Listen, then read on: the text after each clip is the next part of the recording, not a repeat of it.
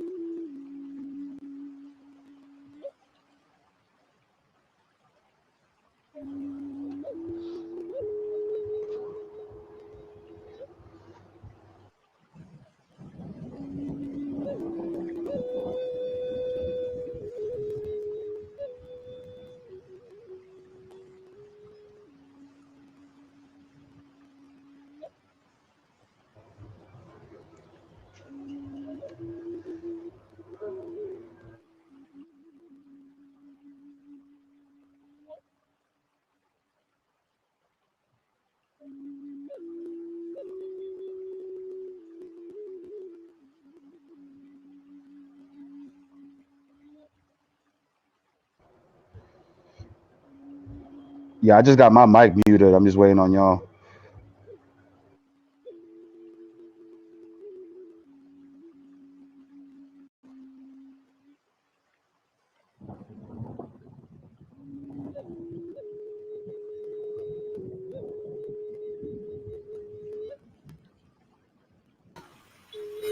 Yeah, yeah. I had to share it on a few group chats.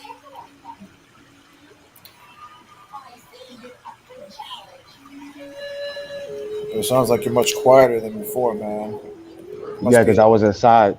I was inside. That's why it sounds like that. You know, it's a bar. They be blasting the music loud and shit in there. So Yeah, you be hiding in the tunnel, huh? Huh. yeah, I gotta like go outside in the back and be able to talk to you guys and shit like that. So, but there's a lot of downtime here too. I prep, cook here, what have you. So I just prep up the things for the cooks and make sure they're good on their shit. And I just wash a few dishes here and there. That's all I do. There's a lot of downtime. And then it's slow tonight. So, but it's still loud in there. Yeah.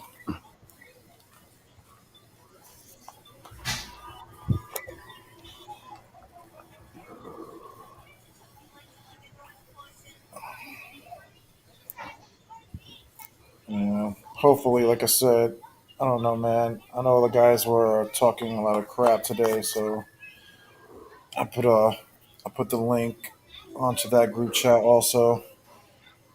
And the guys are always on it day in and day out. You know what I'm saying? I be at work, and that's all you be seeing. Shalom, brother Bro, Joel. Joe, Shalom, shalom. you sound kind of far low. away. I don't know, man. I think it might be just the phone. I'm not sure if it's the service. I don't know if it's a combination of both.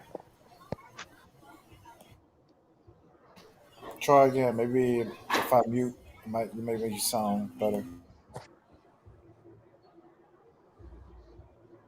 How's it now? It's pretty much the same, right? Please. No, you sound kind of low. Uh, okay. How about now? Is that better? Yeah, it sounds better All than before. right. Well, hey, what's your thoughts on the mega church finding $600,000 in tithes behind a wall? You said the mega church what? Some some gentleman that was working for the mega church, I guess the Joel Osteen church. They were working on one of the toilets to move some kind of insulation, and they had a bunch of Elena, envelopes of money just fall from the behind the Aaliyah, wall, no. and it Too was like heavy. $600,000 tithe envelopes. It's funny you say that because I just seen a story on YouTube. I think it was Facebook or YouTube where a guy had Joe Osteen on one of those videos, and Joe Osteen got on with a smile on his face, and he's like the boy, the white boy that was standing next to Joe Osteen was like, Put "You know, that. you're a piece of shit, right?" And Joe Osteen walked away I and said, "I see love you that. too."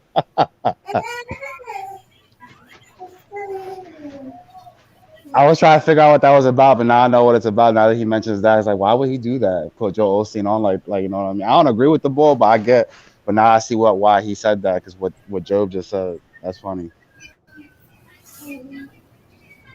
What a jackass, dude! What a jackass! That's what mega churches, brother. Prosperity preachers. That's what they're all about. Sow $1 million seed. They're all about money. They're about material gain. You know, and they do it the opposite. The church is supposed to provide for the community, not the community provide for the church. You know, Right? so Can you imagine the knowledge that you get out of this channel with the mega church platform? Man, what was that?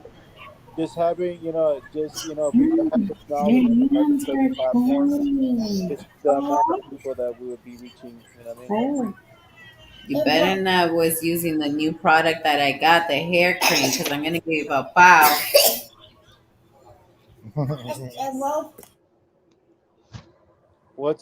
Where you guys? What's the topic for today? What are you guys talking about? He just uh Jose just we were talking earlier on like Messenger. We were talking me and him.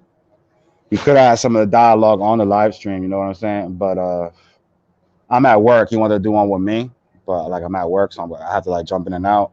Yeah, we were just shooting the shit. You know what I mean? That's all it really is. We're just having, like he said, let's talk, just dialogues of whatever people want to talk about.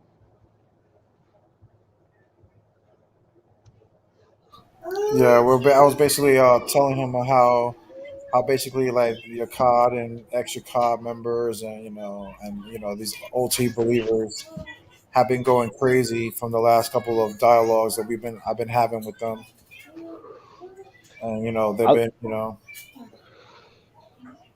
I don't even know why they call themselves the Akkad because they don't really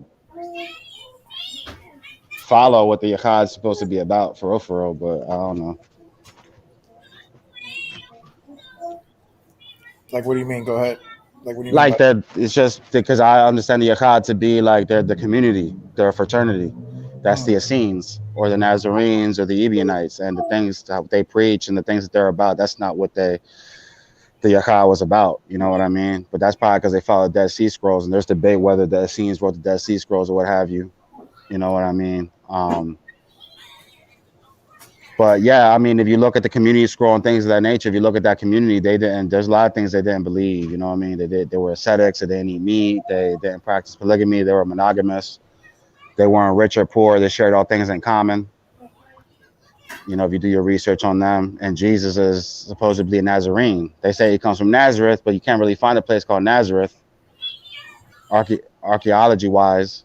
But there is a sect called the Nazarenes or the Netzarim. You know what I mean? So that's where he came out of. He came out of a community of people called the Nazarenes, which some will say is an offshoot of the Essenes.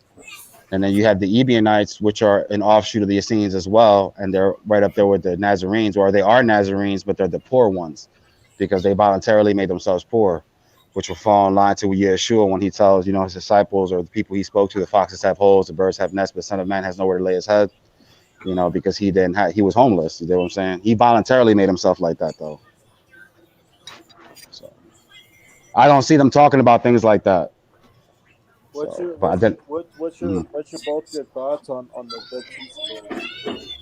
The Dead Sea Yeah, Scrolls. yeah, I've heard it mentioned a couple times on Diligence the Stories channel. Couple, I no, it might have been Ancient Watchman's channel. Hmm. Uh, and I just wanted to see your guys' thoughts on the Dead Sea Scrolls.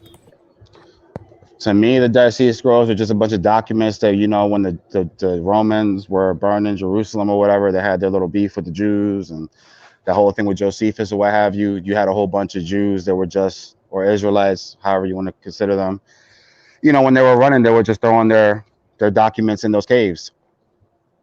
You get what I'm saying? And probably not knowing what other documents were. I just feel like there was a whole bunch of people just dropping documents.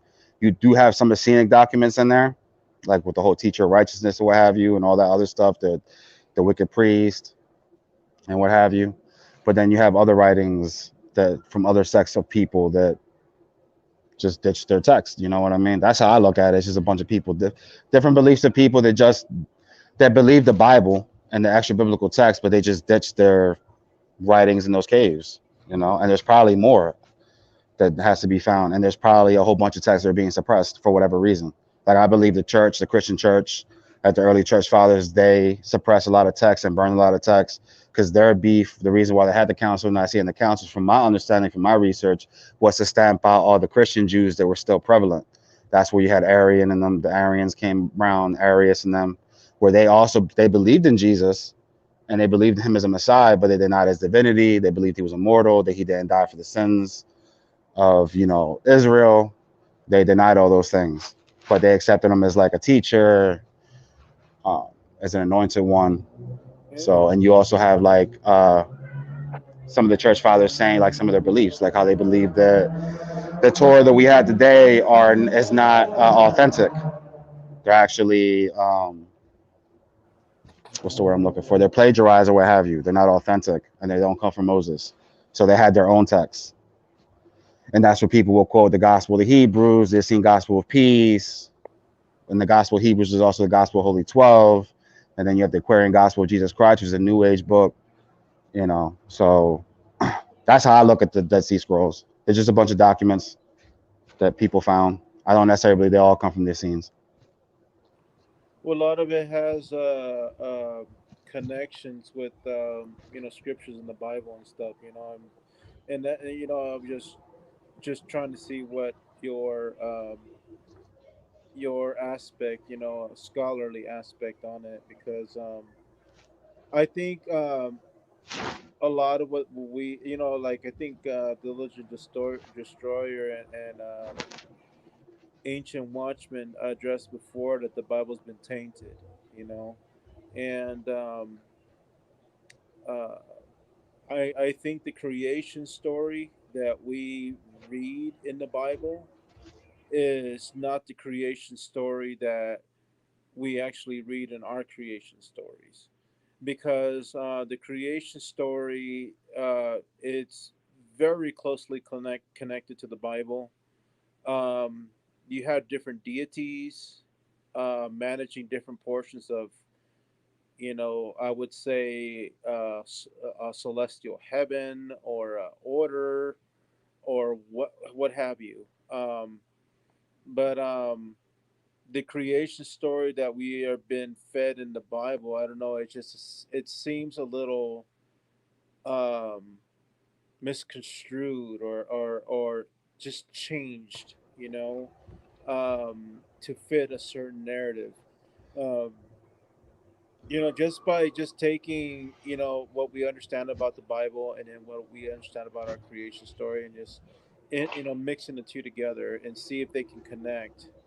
And which a lot of the Aztec creation story connects with the Bible. It's just, and we talk about a monotheistic God, according to the Bible, but in the Aztec creation story, there's more than one God. You know, that's what I'm just trying to bring out. Oh yeah. You know, Okay. Yeah, that's funny because that's what we were also discussing that earlier today. Well, you have two different creation stories between Genesis chapter 1 and Genesis chapter 2. Well, really, Genesis chapter 2, verse, I think, starting in verse 4, verse 7, it starts. That's where you have a different author coming in. You have the Elohis, and then you have the Yahwist. Is it the Elohis? Yeah, I think the chapter 1 is the Elohis. Those scribes, they say Elohim, and Elohim is plural for gods. In Hebrew, when you would say gods, you say Elohim. Eim is plural. Eloi is singular for God. So yeah, they say the gods. And right? then when you get to Genesis chapter 2, you have Yahweh Elohim. So now they're talking about the supreme deity, which is Yahweh Elohim, or Yahweh of the gods. So God, I you're think we not. should just bring some of that information out, because I think to be quite honest with you, I think a lot of confusion lies there, and I think that's probably where we're getting a lot of pushback from Native Americans. You know, Mhm. um, understanding who they are, and fighting back with, they call pseudo science, which they've already made geographic National Geographic studies where people go out actually to these places, and they have scientific data. They sent samples, but how can that information be pseudo? You know, um, and then they talk about peer reviews and etc. I've done peer reviews before, and I think that's bullshit. Yeah, I mean that all goes by like I mean that's just the authority that goes by certain models or whatever. That's just how scholars get down. That's the authority of men. You know what I mean? I don't really dabble into all that, like the authorities, like what most scholars believe or what have you. You just gotta do the research yourself and see what makes the most sense to you. You know what I mean? That's what I did, because you'd be back and forth trying to figure out what models you want to, you know what I mean, what scholars you want to agree with, this, that, and the third. Because a lot of scholarship deals with ego too. You know what I mean, and propaganda, what have you.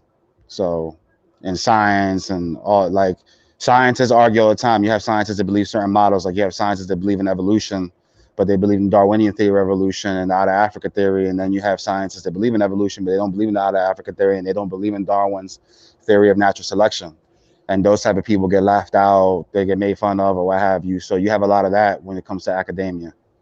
It's the same thing you do when you talk to people on Facebook or on these live streams, and they laugh. Like you bring up a well thought out argument, put together, educated, and they'll just laugh you out say you're making up your own evidence or your shit's not peer reviewed, or you'll give them a source and then they'll look at the source, and then instead of looking at the information that's being brought forth, they want to attack the source and discredit the source immediately. So I don't really Right. dabble when it comes to authorities. I look at merit, the merit of the research, not the authority. Right, and I've done peer reviews before, bro. I mean, I've done it before. I know what they're talking about, and I've done it to get the fucking grade. So I've read some shit that they said before, and I just said exactly the same fucking thing that they wanted to say. Just get the fucking grade. So this peer review shit that they use, this tactic is fucking. That's 100% pseudo. You know what I mean? Yeah, it could be misleading. Because yeah, it's 100% pseudo. As a person who's going to college, I mean, I've done peer reviews. I've done it. I've done it to get the fucking grade. I don't Yeah, care about your shit. You know what I mean? I don't yeah. care about understanding it sometimes too.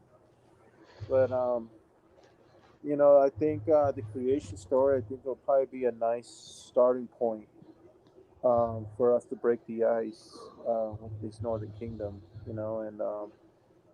And I think we'll probably get more closure when it comes to bringing them in. You know what I mean? hmm So what are you Um, trying, or to get a better understanding? Are you trying to link the creation stories to Native American creation stories? Because you brought Native Americans. Is that well, what you're trying to do? the well, I don't know if you noticed, but I don't know if you noticed, but the Hopi prophecies and the creation stories, it's exactly how the Bible describes it. Um, they talk about the world being taken out with meteors and lightning. You know, hmm they talk about the mountains that were fallen giants that were 1,000 feet tall, 1,000 foot plus tall, hmm and when they fell, they turned into mountains. And these mountains hold large amounts of gold because hmm I guess apparently there's a connection between blood and gold. You know, and the the problem lies in some of the science because a lot of it is um, they call it what would they describe it as? You're unable to. I'm not sure what the word is, but they describe it in a way where it's more of a national um, monument, or I don't know how they. I can't remember the words that they use, but basically saying, it's a national monument. Don't worry about it. It's just something that you see. Just move on, you know. And so the is basically the suppression. There's a suppression there furthering that knowledge. And I think if we can, bring out some of the Hopi and the the Navajo and the Aztec, because I don't know if you noticed that a large gathering for TikTok are Native Americans, hmm and if we are able to tap into something where we can grab the relation, because everything goes back to the creation story, especially with natives. It's just a creation, creation, creation. No, your creation stories are different. You know, no, they're not. They're actually closely related. You just don't know. Um, and if we can make that connection, I think we probably further the process of bringing more people in. And that was just a thought, because we're talking, So um, that was Dillinger Sawyer's topic. Let's talk. So I just thought I'd put that out there. Yeah, I'm looking at some Native American creation stories now. There's quite a few of them. Uh, the Right. Cherokee, Sali If you kind of Indian take creation story. hmm Yeah, if you kind of just take some of the time, I would say out of 10 that you research, eight of them are they're gonna fit closer to the Bible, and there's two, maybe two out of the eight or two out of the 10 won't make any sense. But 80% out of 100, that's a significant high percentage, out of 10, you know, if you're looking at 10 as 100, you know, hmm you break it up into tens. Um, just thinking mathematically, you know. And I think we have a better chance of reaching out reaching out for our true people. Oh yeah, well if you want to connect with the Native Americans, yeah, you're gonna have to know the creation myths, and you're gonna have to try to tie it to the creation myth that's in the Bible, the Hebrew creation myth. Like I agree with that. You have to go to something that they're familiar with because they may not be familiar with the Bible, because they're into their indigenous beliefs or what have you. So I mean, there's nothing wrong with that. Like I'm reading right here the Salinan Indian creation story. It says when the world was finished, there was as yet no people, but the bald eagle was the chief of the animals. He saw the world was incomplete and decided to make some human being. So he took some clay and molded the figure of a man and laid him on the ground. At first, he was very small, but grew rapidly until he reached normal size. But as yet, he had no life. He was still asleep, and the bald eagle stood and admired his work. It is impossible that he should be left alone. He must have a mate. So he pulled out a feather and laid it beside the sleeping man. Then he left them and went off a short distance, for he knew that a woman was being formed from the feather. But the man was still asleep and did not know what was happening. When the bald eagle decided that the woman was about completed, he returned, awoke the man by flapping his wings over him, and flew away. And I won't read the rest of it, but there's one more paragraph that goes with that. But you already see similarities right there. Right, right. That's what I'm trying to But address to what you brought it out perfectly. You got a great example. so, but when it comes to science, we know that a woman don't come from the rib of men or the rib of man. So that's what I try to figure out scientifically speaking, or through spiritual practices. What does that mean? So I believe with Eve, like I don't look at the Genesis account, right? Like critically speaking, they're two different accounts, but we try to fuse them together to as a cohesive narrative. You can kind of get a grasp of what it's saying, but you have to understand that a lot of what you're reading is hyperbole. It's metaphorical. Like when they talk about Adam, I don't believe they're talking about one man named Adam, because you also read in the Torah or in the Tanakh in general, they say the word Adam or the Adam, the Adam, which would refer to man or the mortals, the earthlings, because that's what Adam means, ground man or mud man or what have you. So I just look at that as like the first people. Um, and then you have, because in Genesis chapter 1, it has the Elohim creating man or human beings, male and female, they created them in their image, they created they, male and female, however it's worded. I'm paraphrasing, obviously. Um, So these guys created these human beings and made them, and then you have Genesis chapter 2, where now you have some people say it's a more intimate story, where it's getting into the detail, but it's actually a different creation myth. You have Adam, which was already there; he was created out of dust of the ground, and now you have Eve, but that's where Lilith comes in, because some people will say that the first woman represents Lilith, which was the woman that was created with Adam, which was created with the man in Genesis chapter 1, and then Eve will be the helpmate. And Eve, for me, from my research, represents spiritual entities that came down. I believe Eve to represent the angels. So that's how she came as a helpmate. And the fact that she came from the rib, a lot of spiritualists and 1848 and what have you, and spiritualists in general, when they will communicate with the dead and they will have the dead manifest, the dead will actually manifest from the sides of mortals. So they'll actually come out from the side, and that's what you call ectoplasm. So that's how I break that down from my research. I don't believe like they took a rib and they created a woman out of it. I just look at it from, because you also in the creation, a lot of creation myths around the world, including Native American creation myths, they do talk about beings from the skies coming down and implementing their DNA to mortals. And that will go back to when the serpent says, if you eat of the fruit, God surely knows that the day that you eat of the fruit, your eyes will be open. You'll be like God's doing good and evil. Because prior to them eating the fruit of the tree of knowledge of good and evil, they didn't know what good and evil was. They had no knowledge, and they ran around naked, and they weren't ashamed. So basically, they live very primitive. They live like the beasts of the field. Their first teachers were the beasts of the field. So that would I interpret that as them being very primitive man, not understanding what good and evil was. They couldn't commit evil because they had no knowledge of evil. They couldn't commit good because they had no knowledge of good up until they partook of that fruit. Now, is there a fruit that you eat that gives you knowledge of good and evil? Not to my knowledge. So that has to be DNA. And that's when I was on the last stream. I don't know if you peeped it, where I was talking about genetics. And I believe that's what the fruit uh, entails. That's what it's a metaphor for the DNA that they received from these angelic beings, which would deal with the cognitive sense, the hippocampus, and the hippocampus, that's where you have memory.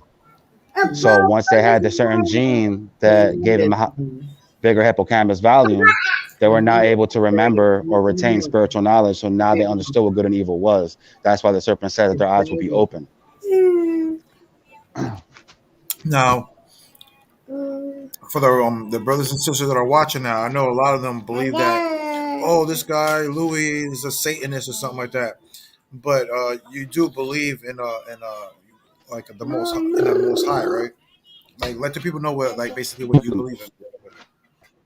Yeah, I believe in the Most High. I believe in the Supreme Creator, but I also believe in other gods and goddesses. I believe the Elohim, but I just believe that the Most High is the Creator. He is supreme over all, and He has a government. He has organization, and He gives freedom. So it's just I believe it differently. You know what I mean? So I believe like angels are the spirits of the dead, and when you die, you become an angel. And I can even use the Torah to a degree to support some of my arguments. Not right now because I'm at work, but I could always make posts. I've had posts. You know what I mean? I can find where Moses was called God, and I was talking to Jose Vega when fucking they went. Excuse my language, but when they went and or King Shaul went and spoke to that medium, and she raised up the spirit of Samuel, the prophet. Whether you want to argue that was the spirit of Samuel or not, a familiar spirit, that's neither here nor there. But if you read it in the Hebrew, it says that the spirit that came out of the ground was an Elohim. And God is also called Elohim. And the angels are also called Elohim and Elim. And Benai Elohim, sons of the you know what I mean, of the gods. So that's just how I look at that. You know what I mean? I look at the term Elohim as like a term for the spirit world. But yeah, I'm not no atheist. I don't worship Satan. You know what I mean? I come at it differently because I've looked at other texts. I went through the whole Hebrew Israelite, the Christian Hebrew Israelite, the Orthodox Jewish teachings. I tapped into Islam at one point. I started teaching that the Israelites were supposed to follow Islam and the Quran, and then I came out of that, and then I started coming into New Age beliefs. So I believe in the spiritual realm, but with New Age beliefs. So you can consider me a New Ager. And I know some of you aren't excited to hear about New Age beliefs. Some of you believe the New Ages are evil, but you just have to take the time to believe what, not believe, but study what they believe and why they say the things that they say. And the funny thing about what you just said is that even in the Torah, it even tells them that in the last days, the Most High is going to pour out His Spirit on the people.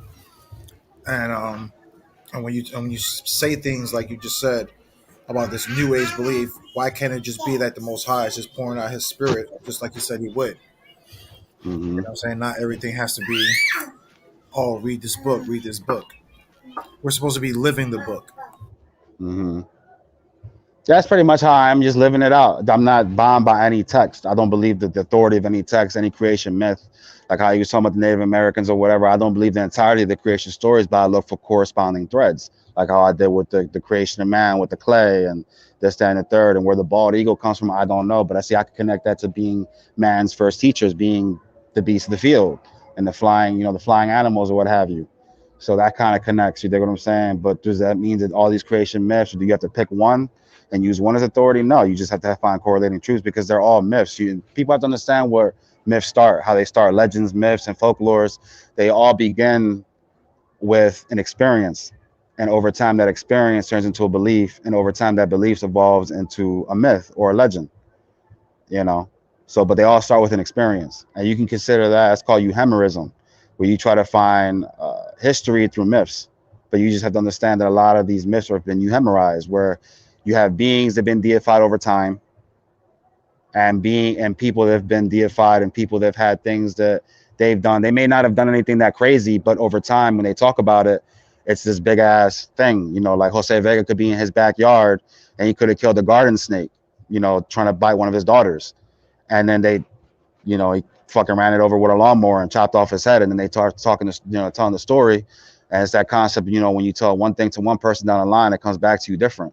Next thing you know, Jose Vega was fighting a 5-headed serpent, in the field, and the stars came down and he destroyed the serpent and he opened the serpent and he made the skies, and all this shit, when in reality, he just killed a garden snake in his backyard. It was an experience. If that makes any sense. I don't know if that makes sense to y'all, but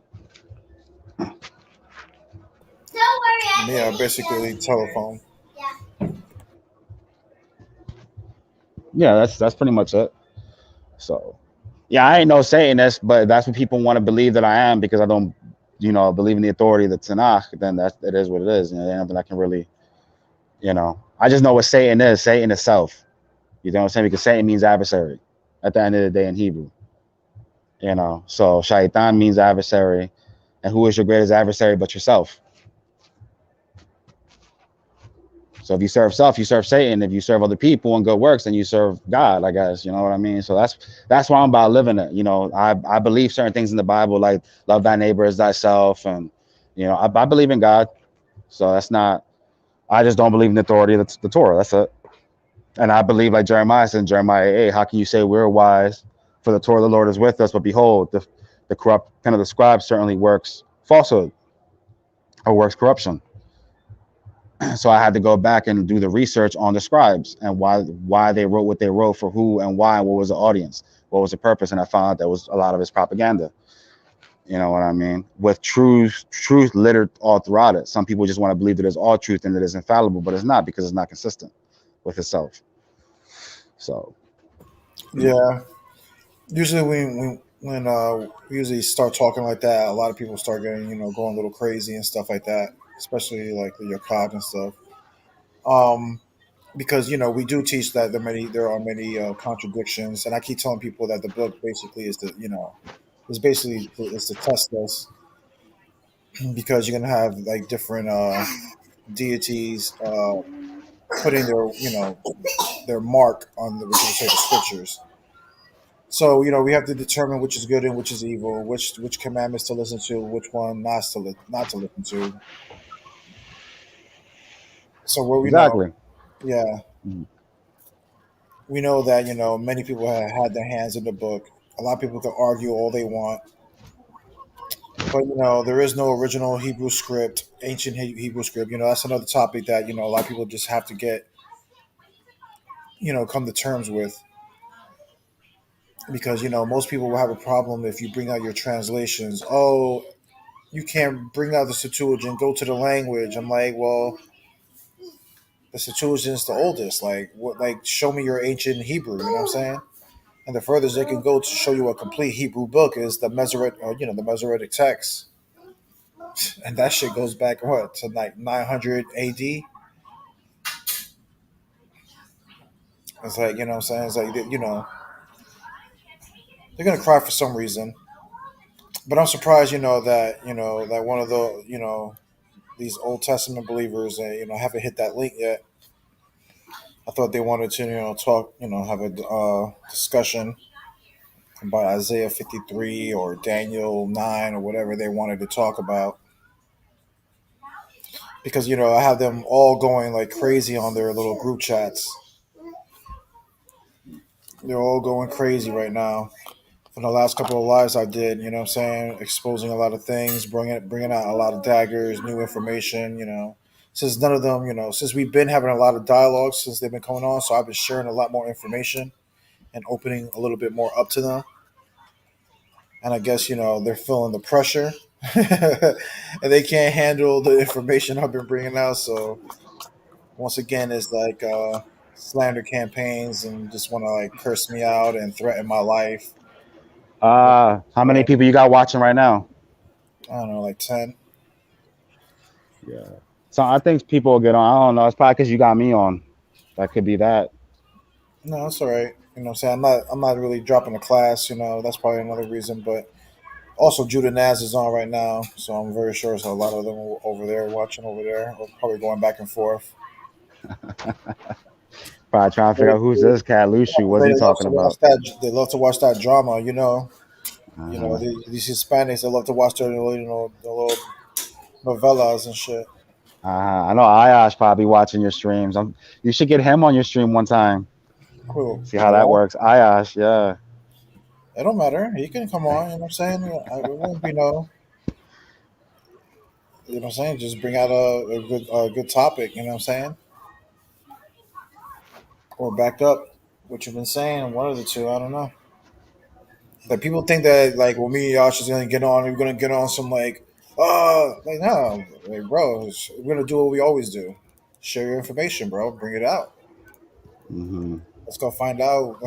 I'm very sure that's what a lot of people want to see. Basically, who really holds that, who really holds the swords with the with the scripture. Yeah, a lot of that shit's ego, bro. At the end of the day, we just all gotta edify one another. Like one man sharpens another man like iron. Like I said, that's Ayash's problem. Not to sit here and talk shit about me because he's not here to defend himself. But I seen when you made your live stream about him, to talk about why you left the Ancient Watchman, and then he made his video response. Um, but he keeps talking about that dream. I know he talked about that dream. He made the post. I noticed one of the things about that dream. He said he was sitting on a balcony, and if you look at dream interpretations, and it just goes back to what I said, he just wants to be seen. Because when you dream that you're on a balcony, it means that you want to be seen by other people. You want to be praised. You want to have influence, and that's just his issue. It's an ego thing. And once you have somebody that questions what you believe and might disprove you or whatever, especially when it's on your own platform, people let the ego get the best of them. So that's his issue. He just wants to be seen. He wants to be the influencer, when it comes to Hispanic community in the Bible, what have you. And he came across some knowledge in the Dead Sea Scrolls and the Nag Hammadi, what have you. So, he's going on with that. There's nothing wrong with it. It's just that you can tell the cat want to be seen. So that's all that is. That's all that is at the end of the day. And I used to be like that. I know. Because I wanted to be seen, but I don't care about that no more because it doesn't matter. You know what I mean? I don't want followers. I just want to divulge in knowledge. Because if I had followers, I wouldn't know what to do with them. So, I don't need all that. That's why when y'all look at my page, I don't really post much anymore. And then when I post, I barely get reactions. I barely get shares. So, but that's just a space that I put myself in for the shit that I talk about. It is what it is. You have a minority group, and then you have the majority that want to talk about this, and then you have the minority that talk about things that I divulge in. So it is what it is. I'm going to get backlash for it. People want to call me Satanist. I'm a Luciferian, and I am Luciferian in the sense that I believe in the light, and light is knowledge. So I'm here to impart knowledge to you. You know what I'm saying? And Jose Vega tells you we may not agree on everything, but I impart knowledge to him. He imparts knowledge to me. So it is what it is. We were just talking about the sacrifice and the atonement. You know what I mean? He believes that, there's verses that say, he also believes there's verses that you can atone for a nation, and there's verses that say you can't. And he might believe that you can. I don't believe that you can. But we can respectfully dialogue on that without coming at his neck, calling him a bitch and him calling me a faggot and this and the third. You know what I mean? Once you start doing that type of shit, it's now you're hurt. I said something or he says something that cuts you and you can't deal with it. So why it's not good to deal with that. And if you don't know something, there's nothing wrong with saying you don't know. There's things you cats bring up that I don't know, and I'll tell you respectfully, I got to research that. I got to look into it. Cats just don't want to say they don't know because they want to know everything. It's pride. They want to be seen. And that within itself is Satan.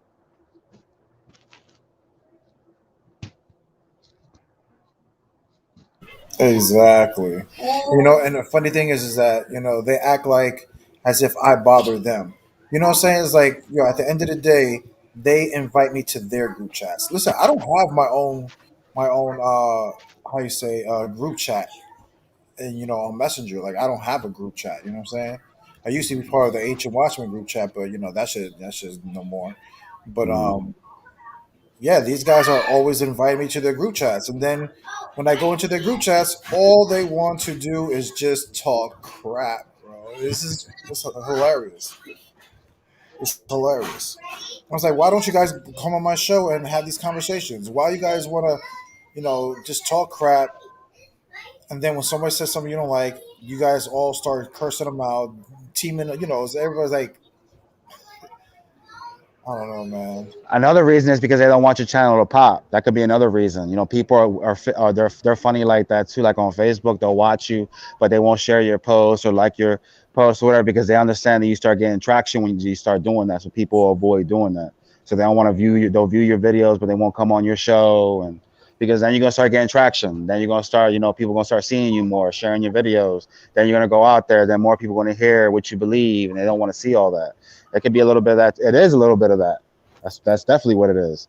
So you're gonna they're not gonna get on there. And then when you got cats like me, they definitely don't want to get on because I could be very passionate. And some of the things I could say can be scary. You know what I mean? So it is what it is.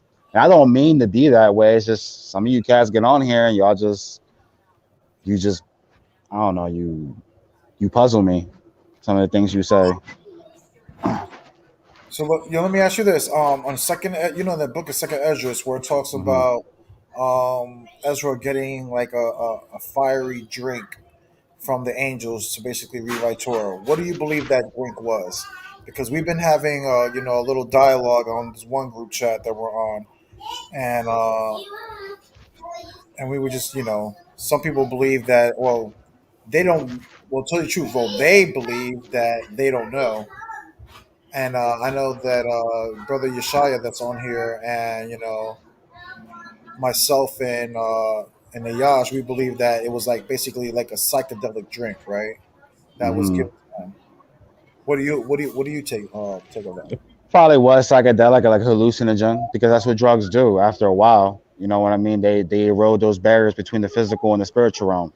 And when you do that, spirits are alert to that. You know what I mean? Especially the ones that are trying to speak through you or utilize you through whatever means. That's what it was. That they gave him some kind of intoxicant to erode the barrier so he can able to see and hear the spirits of the dead. And I believe the angels, spirits of the dead, just elevated. You know what I mean? So that's what they wanted to do. And Gabriel obviously had an agenda. Just for the record, I'm just letting y'all know I don't trust Gabriel. I believe Gabriel to be a false angel. I understand, like in Judaism, he's an archangel with Michael, but I don't.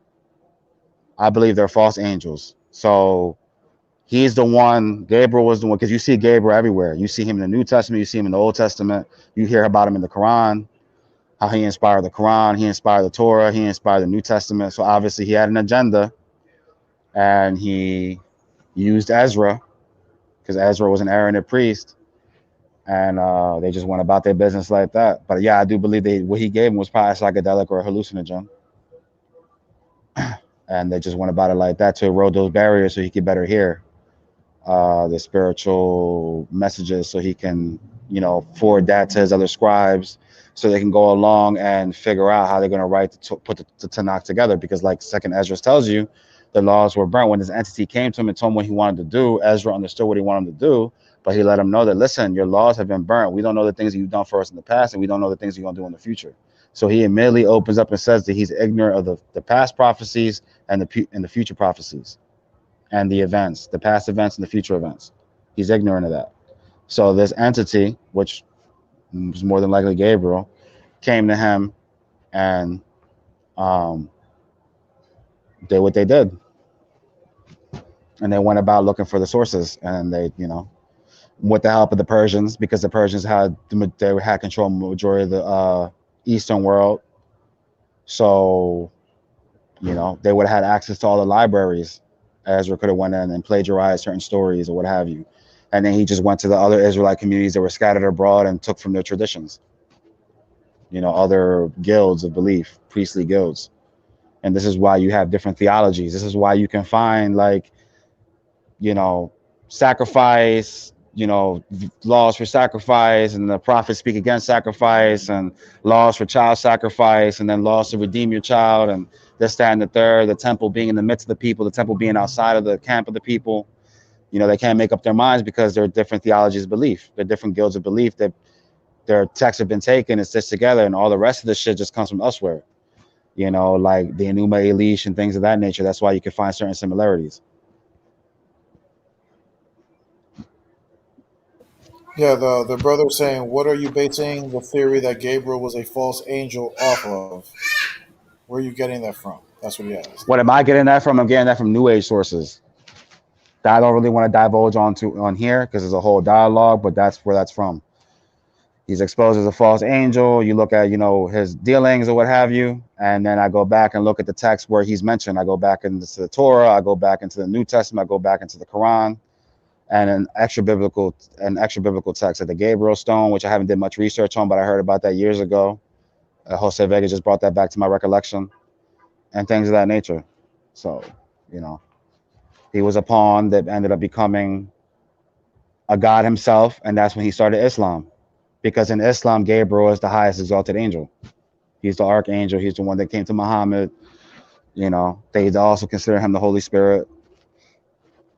But I don't believe Gabriel to be a righteous angel. No, I believe him to be false. Michael, I can't speak too much on Phanuel and all those other archangels, but I believe since it all comes from Gabriel, I believe all of them to be false as well.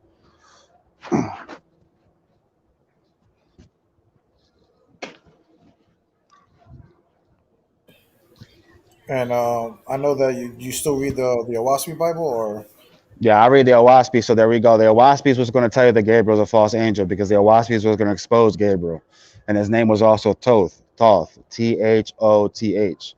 That was his name, but he also went by an alias named Gabriel, and he worked for an angel named Luomang, which y'all would know as Lucifer, and you know, he dealt with him. When he dealt with him, he inspired the Torah, he inspired the New Testament, and then when they fell out with each other because empty promises were made to Gabriel, he went and tried to expose Luomang and his doctrines, and you see that manifest in real time in history with the Muslims and the Christians.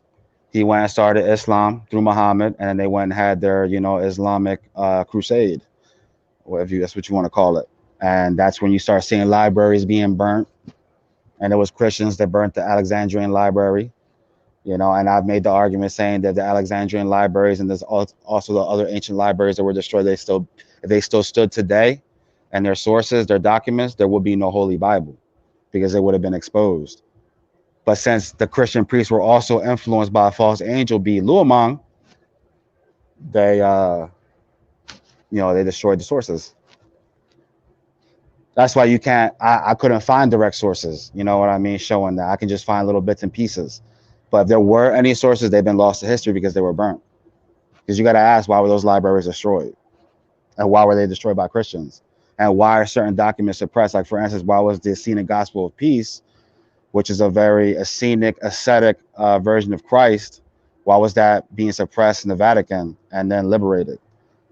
So, and that's when I said the early church fathers were going against the early Christian Jews, the Jews that were Israelites that believed in Jesus, but like Arian, they denied his divinity, they denied the fact that he pre-existed, and they also denied his blood sacrifice, but they accepted him as a prophet, as an anointed one, or as an heir to the voice.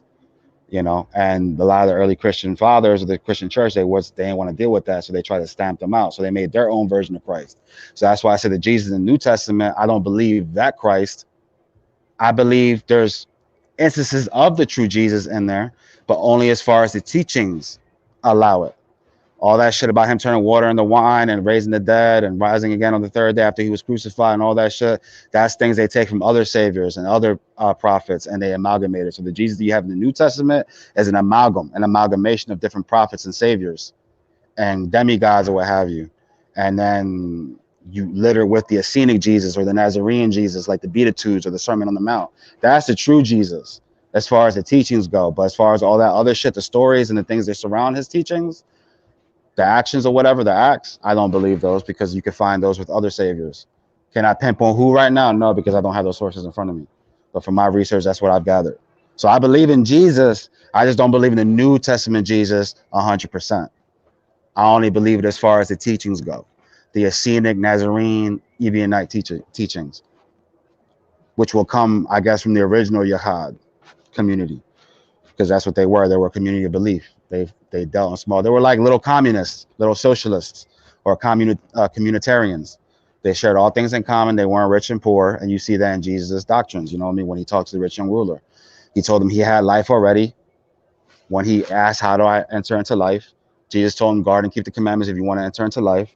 The rich young ruler told him that he guarded the commandments since he was a child, and Jesus told him, "You're lacking in one thing. If you want to have merit to your walk, you want to add merit to your walk, meaning you want to have a higher position when you cross over, because you already got life." He told them, "You guard and keep the commandments, you have life." But basically, what he was telling them is, if you just guard and keep the commandments, you're going to come in at the bare minimum. You're going to rise into life at the bare minimum. But if you give up your material things, you don't own anything, and you make those type of sacrifices, then you're fine. You know what I mean? You're going to be at a higher position. But you have to sacrifice of this life. You have to sacrifice of self in order to gain, the treasures of selflessness. So that's the sacrifices the Most High wants. Those kind of sacrifices, not blood sacrifice.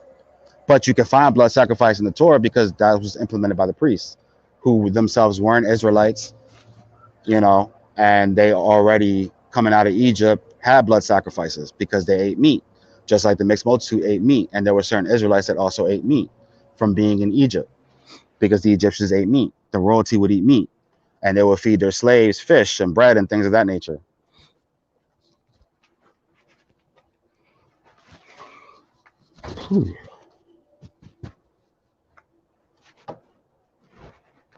And what does the Waspi Bible teach, though? What does the Waspi Bible teach as far as like what it teaches a lot of things. Like what? Like, I mean, in essence, it's a book of love. It just emphasizes love. Love thy neighbor as thyself. You can only save yourself. You have to work out your own salvation. Nobody can die for your sins. Um, Pretty much that. Your diet has to do with your spiritual elevation, your works, and your diet. That's where meat comes in because you're eating flesh. You're taking life. So you're already sinning when you take life. And that deals with your spiritual energy, your spiritual frequency. And it's just a book of love, for real, for real. A Waspi within itself means sky, earth, and spirit. So that's what it deals with.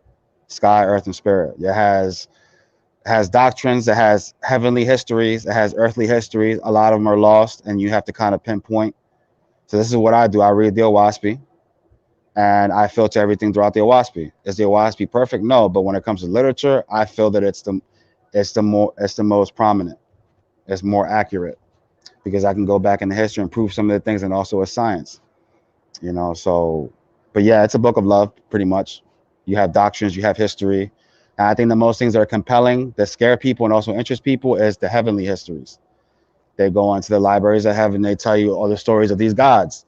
And that's how I can come and tell you that Gabriel's false, because in the Waspi, you have the heavenly histories of what these gods were doing and how they affected the mortals on earth and how they moved mortals on earth. You don't really read that in the Bible like that. And what is it? And what does the book teach about the afterlife?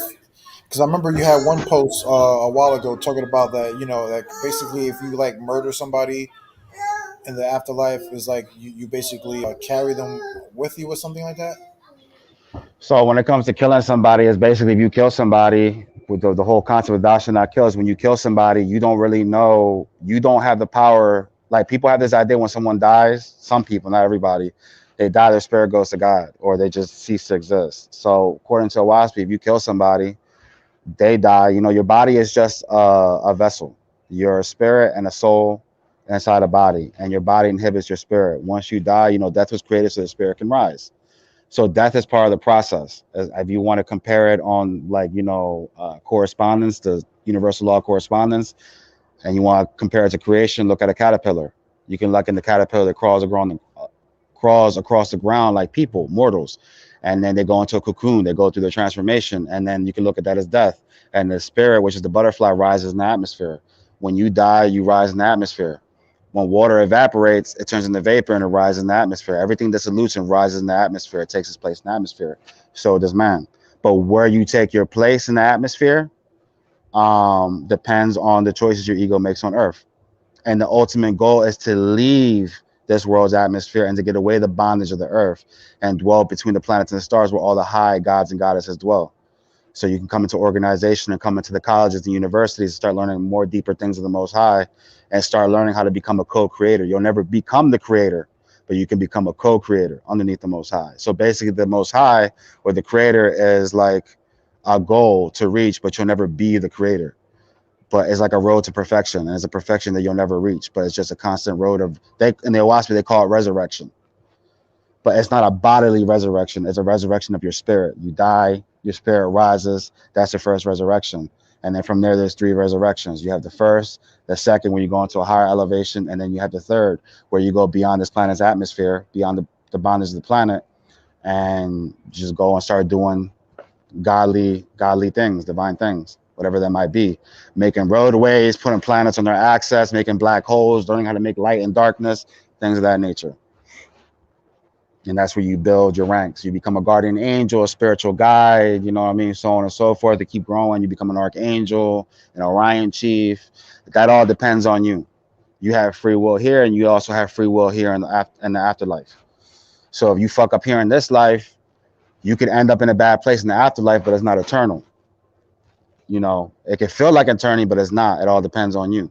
So you would have to, you know, keep at it while you're dead, and that's why you have the higher spirits to come down and encourage you.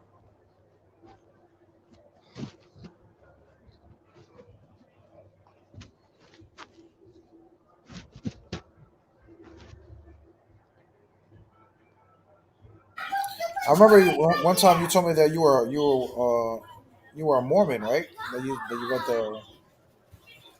No, I was never a Mormon. My parents were Mormons at one point. They started visiting a Mormon church and they gave me a Book of Mormon. And I started reading the Book of Mormon.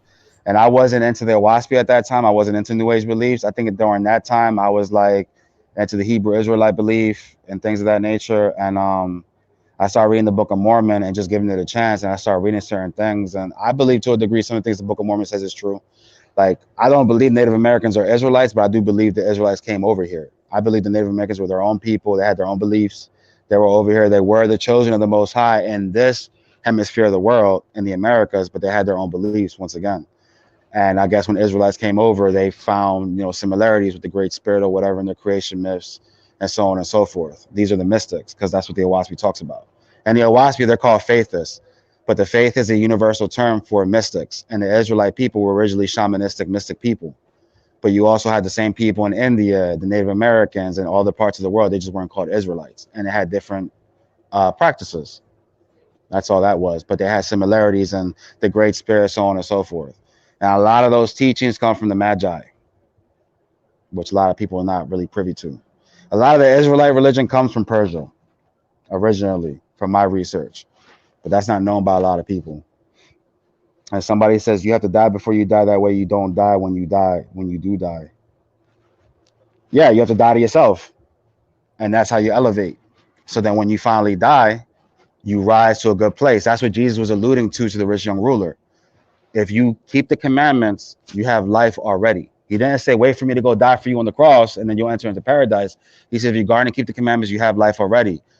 But then the rich young ruler told him he kept the commandments since he was a child. And Jesus said, well, then you're lacking one area. He had too much shit. And the Owaspi teaches you, when you have all those belongings, those earthly material belongings, and you worship those belongings, you want to let them go, they bind you in the hereafter. And you become an earthbound spirit. You can't elevate. So this is what Jesus is trying to tell him. You're lacking. You have all these material goods, and you're really not sharing them with nobody. Give up that shit. And then when you die and you cross over, you'll have merit in your walk, and you'll be in a higher place. You won't come in at the bare minimum. There's levels to it, basically.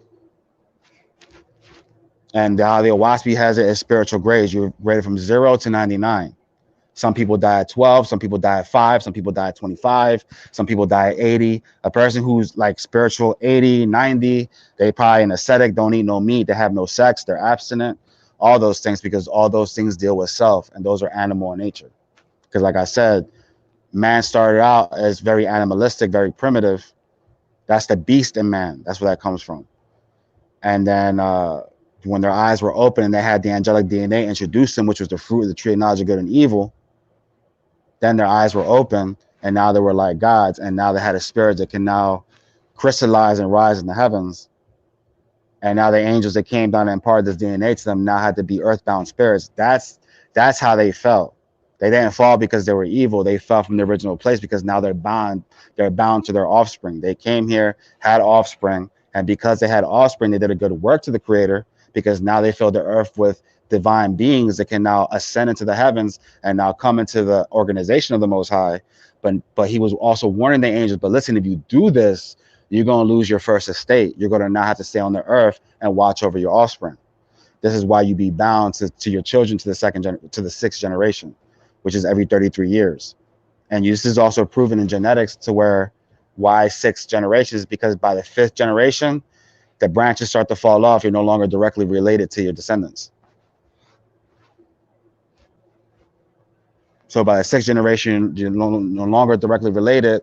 There's no reason for you to be bound by your offspring. So they stayed here and became guardian angels because they were bound to their offspring, because they made offspring on the earth. It's just that the Levites didn't believe that, and they believed that that was all, evil and shit like that. So they made it to where all the angels came down and made it with mortals, and they caused all this sin. And it was an unnatural union, and they created these giants and these crazy ass creatures and things of that nature, and they're evil. But like I said, through science, if it's an unnatural union, the products would be sterile. They wouldn't be able to continue as their own race. People who believe that the angels mating with mortals was evil, if you still believe there's people with angelic DNA today that are considered Nephilim or whatever, that would have to be a natural union because that's interspecific hybridization. That's when two beings, two creatures of the same species come together and have offspring, and those offspring are viable, they can continue. That's a sign of a natural union. That's how the Most High lets you know it's natural. How the Most High lets you know that it's unnatural. And I learned this through the Waspi because the Waspi says it specifically. And I'll read it to you. Let me see.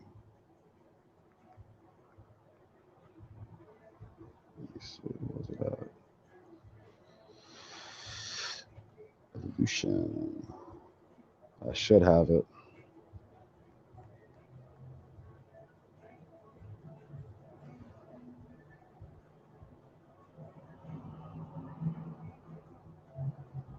Like this is what the Waspi says about evolution, right? It says in the Book of Jehovah, and this is the first official book in the Waspi Bible, the Book of Jehovah, the Book of the Creator.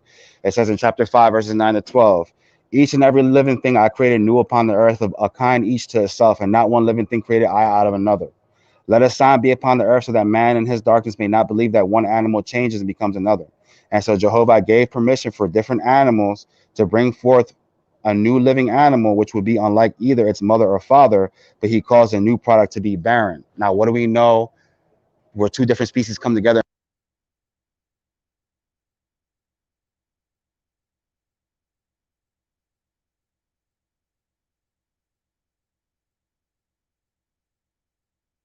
Yeah, what you said? What it's called?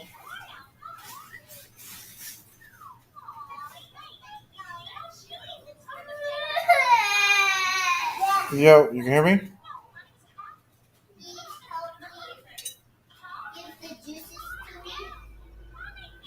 Yeah, I think he's having trouble. Oh, Can you hear me? okay, there you go.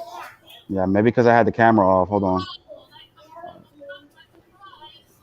So in the Book of Jehovah, chapter 5, verses 9 to 12, it says, each and every living thing I created new upon the earth, of a kind each to itself.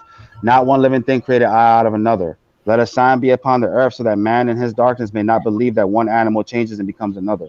Basically, the law of evolution through natural selection. And it says, and so Jehovah gave permission for different animals to bring forth a new living animal, which will be unlike either its mother or father. Basically, a mule, a liger, a tigon, so on and so forth. But he caused a new product to be barren, to be sterile.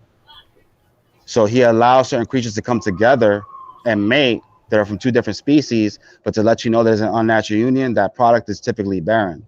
And if the product turns out to be viable, the other product is barren. So if they do mate with another mule, eventually they're not going to be able to procreate. They're going to have to retrobreed back because it's not a natural union. So that's said in the old Waspi first. And then through science,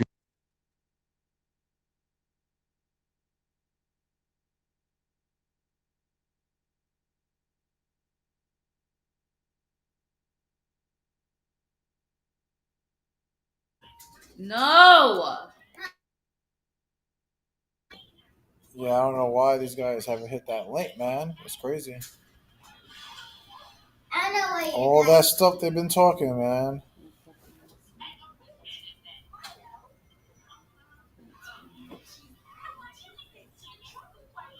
But you can hear me though? go back on. Can you hear me? Yeah. All right. I guess when I think you know what it is, when I leave this site, this StreamYard, I think it cuts me off. I think that's what it does. That's why I can't come up with sources like that. I'm just here to shoot the shit. You know what I'm saying? But did you hear what I read earlier? Yeah. Okay. So that's where I got that from. So when I read that in the Waspi, I had to do my own research and I looked at hybridization, and that's how I learned about interspecific hybridization and interspecific hybridization. Interspecific hybridization is when two creatures of the same species come together, may have offspring, but it's viable. Interspecific hybridization is when two creatures of a separate species, like the Waspi was talking about, come together, produce offspring, but they're not viable. That's signed as an unnatural union. And the Waspi is telling you that it's a sign. So you know. It can be tested and proven. A mule is sterile, a liger is sterile, a tigon is sterile for the most part because it's not a natural union. Those are two different species. But if you made like an American timber wolf and a Siberian wolf, right? They're the same species. So you can have a creature that's unlike both parents, but it's viable because it's an intraspecific hybrid. It's not an interspecific hybrid. You know what I'm saying? And that's the argument I use with the angels. If the angels came down and made it with mortals and produced offspring, and these offspring were viable, that was a product of interspecific hybridization or intraspecific hybridization. That is a natural union. So it can't be evil. It can't be wrong. You know what I'm saying? And that's why I say the fruit is it's the DNA from these angels mating with mortals. However they implemented their DNA. You know what I'm saying? However they did that, that's what it became. So that's how I look at it. You got to do your own research. That that's the only way you're gonna come to that conclusion. So yeah.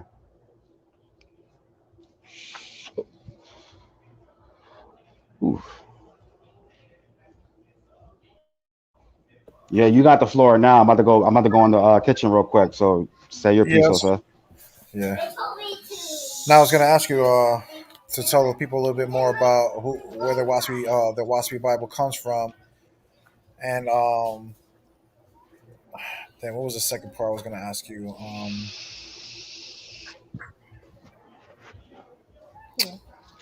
Oh yeah, what angel do you believe went to that individual?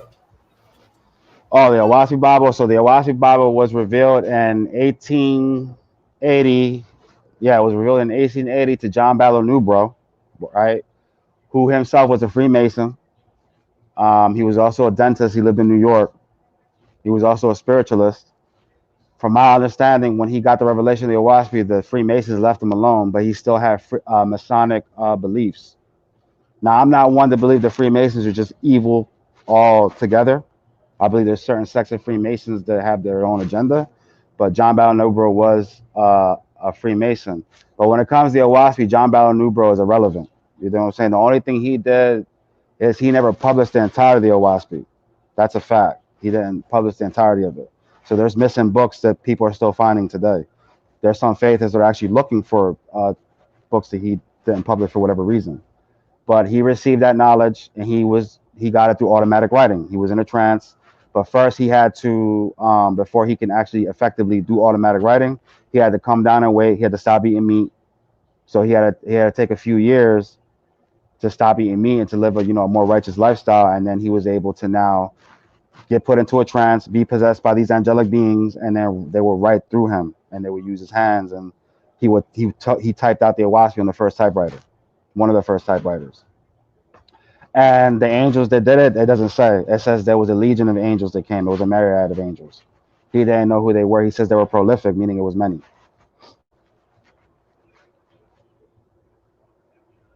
And it was written for a span of a year. So he had it revealed to him in 1880, and it was finished in 1881, but he didn't publish it until 1882. That's when he started, messing with the text or what have you, trying to figure out what he wanted to publish and what he didn't. So, and why he didn't publish certain books is still a mystery. I think he has a daughter that's still alive that probably has the rest of his material. But the Owaspis is purported to be a new Bible for this age, the Aquarian age, and it basically is supposed to bind everything up and reveal to you the knowledge that was kept secret in the previous books, and whatever was corrupted in the previous books that were corrupted, like the Bible, the Quran, the Vedic scriptures, uh, the Buddhist scriptures. Because according to Waspi, those are the four great false religions: Christianity, Islam, Buddhism, and Hinduism. And you can lump the Israelite and the Judaism right under Christianity because they're bound by the same text, which is the Bible. They just don't subscribe to the New Testament. So,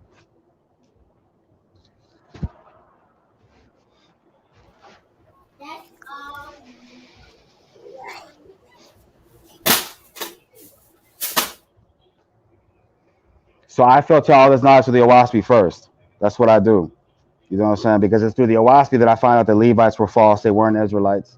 So then I have to go back and do my due diligence in history to go find these pieces of the puzzle and make what the Owaspis saying make sense. If the shit don't make sense, then it don't make sense. I'm not afraid to say the Owaspis false in the error, just like I'm not afraid to say the Quran is false or the Bible is false. because none of these books are accurate 100%. And that's what the Waspi says. The Waspi lets you know that it's not a perfect book. And the reason why the angels made the mistakes that they did it purposely so man don't worship the book, because man has a problem with worshiping books, making idols out of books. That's why Jeremiah 8:8 says, "How can you?" Mhm. No, it sounds like the Yakad. Yeah, of course, worshiping books. You're not supposed to. That's why they're imperfect. That's why their Waspi's not infallible. You know what I mean? It just makes more sense to me. That's all it is, and I just break it down.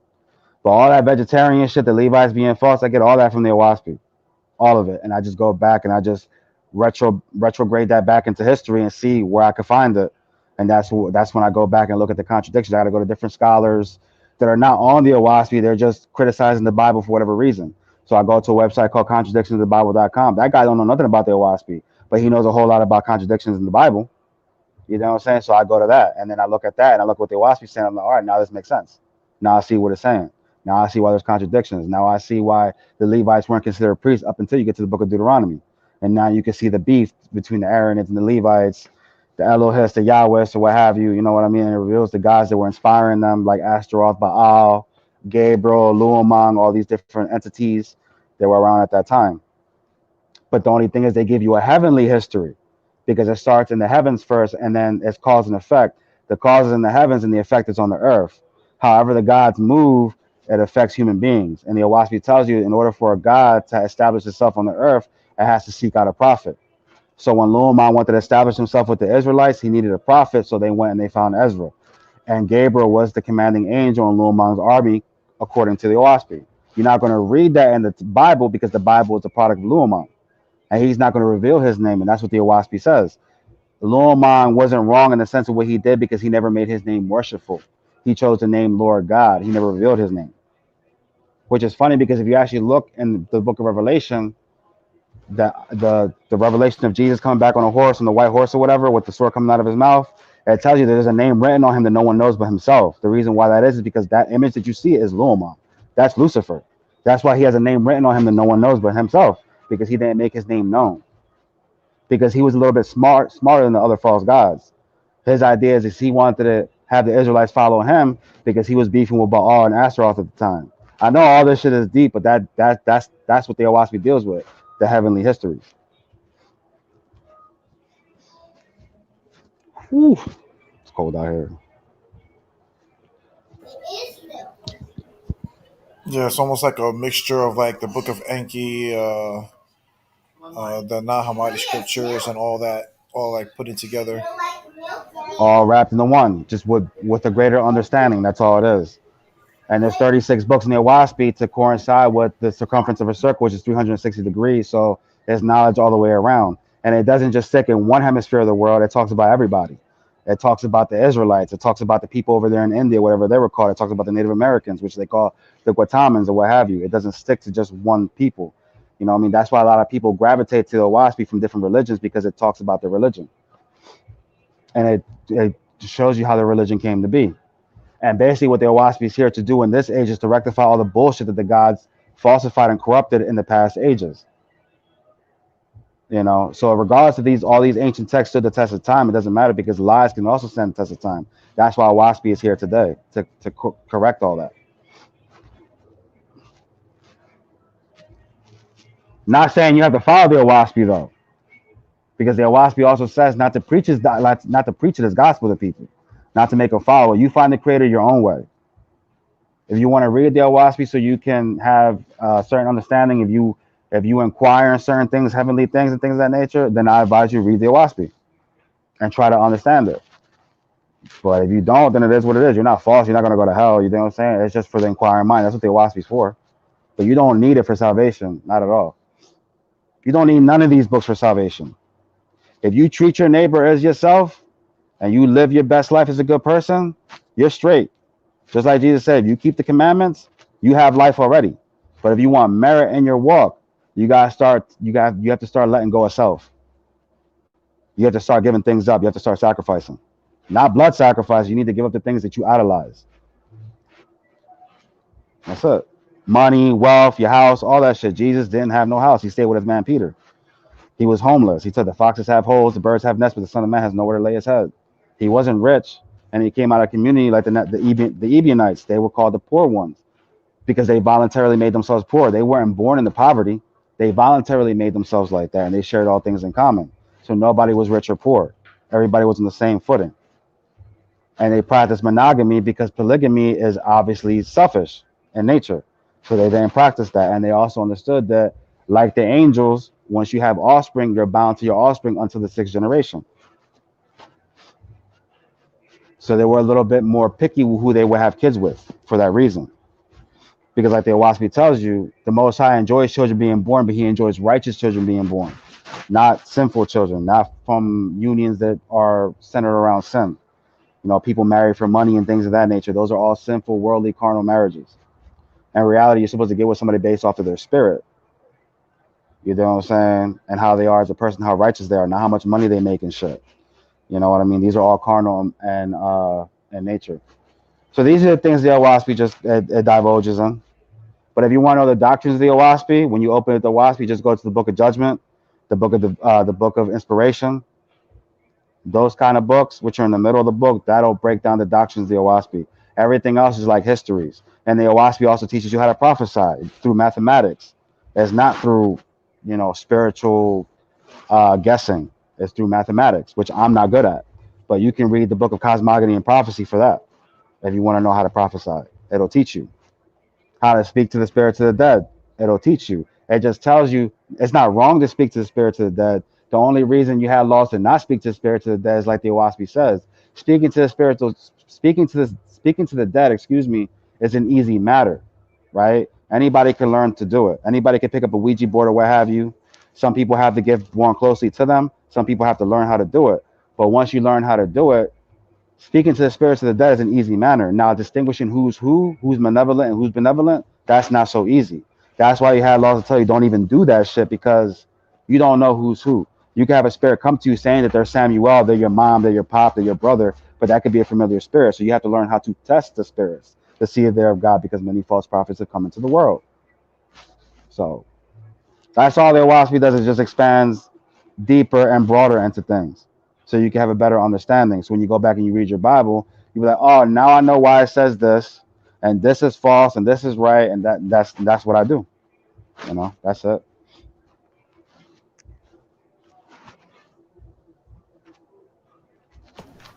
That's interesting. You said you used to also be a Muslim, right? Yeah, I used to be a Muslim back in the day. A little bit. I dabbled into it for a little bit because I seen this video called the Israelite Mosque, and it was this Jewish guy, this white Jewish dude that has long ass beard, black beard, and he was basically getting into how the Quran was for the Israelites, and he was going into verses on how the Quran was for the Israelites and how they had to follow Muhammad or whatever. I don't believe those things anymore, but that's what caused me to dabble into the Quran. And the same people that introduced me to the Quran introduced me to the Waspi. We were all on a spiritual journey. I started out as a Christian. When I first started my own spiritual journey, I started as a Christian. I went to a Catholic church. I went to Pentecostal churches. Visited Baptist churches, so on and so forth. Was learning. I had my debates with people, and then from there, that's when I was introduced. When I moved to Jacksonville, Florida, that's when I was introduced to the Hebrew Israelite religion. And how I was introduced to that was no one introduced it to me. I was sitting next to a guy in a library in Jacksonville, Florida, and I was looking for a job.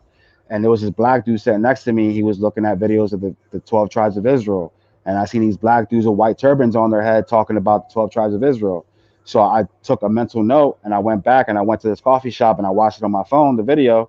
And that's how I got put to the Hebrew Israelite doctrine. And I dabbled with that for a while.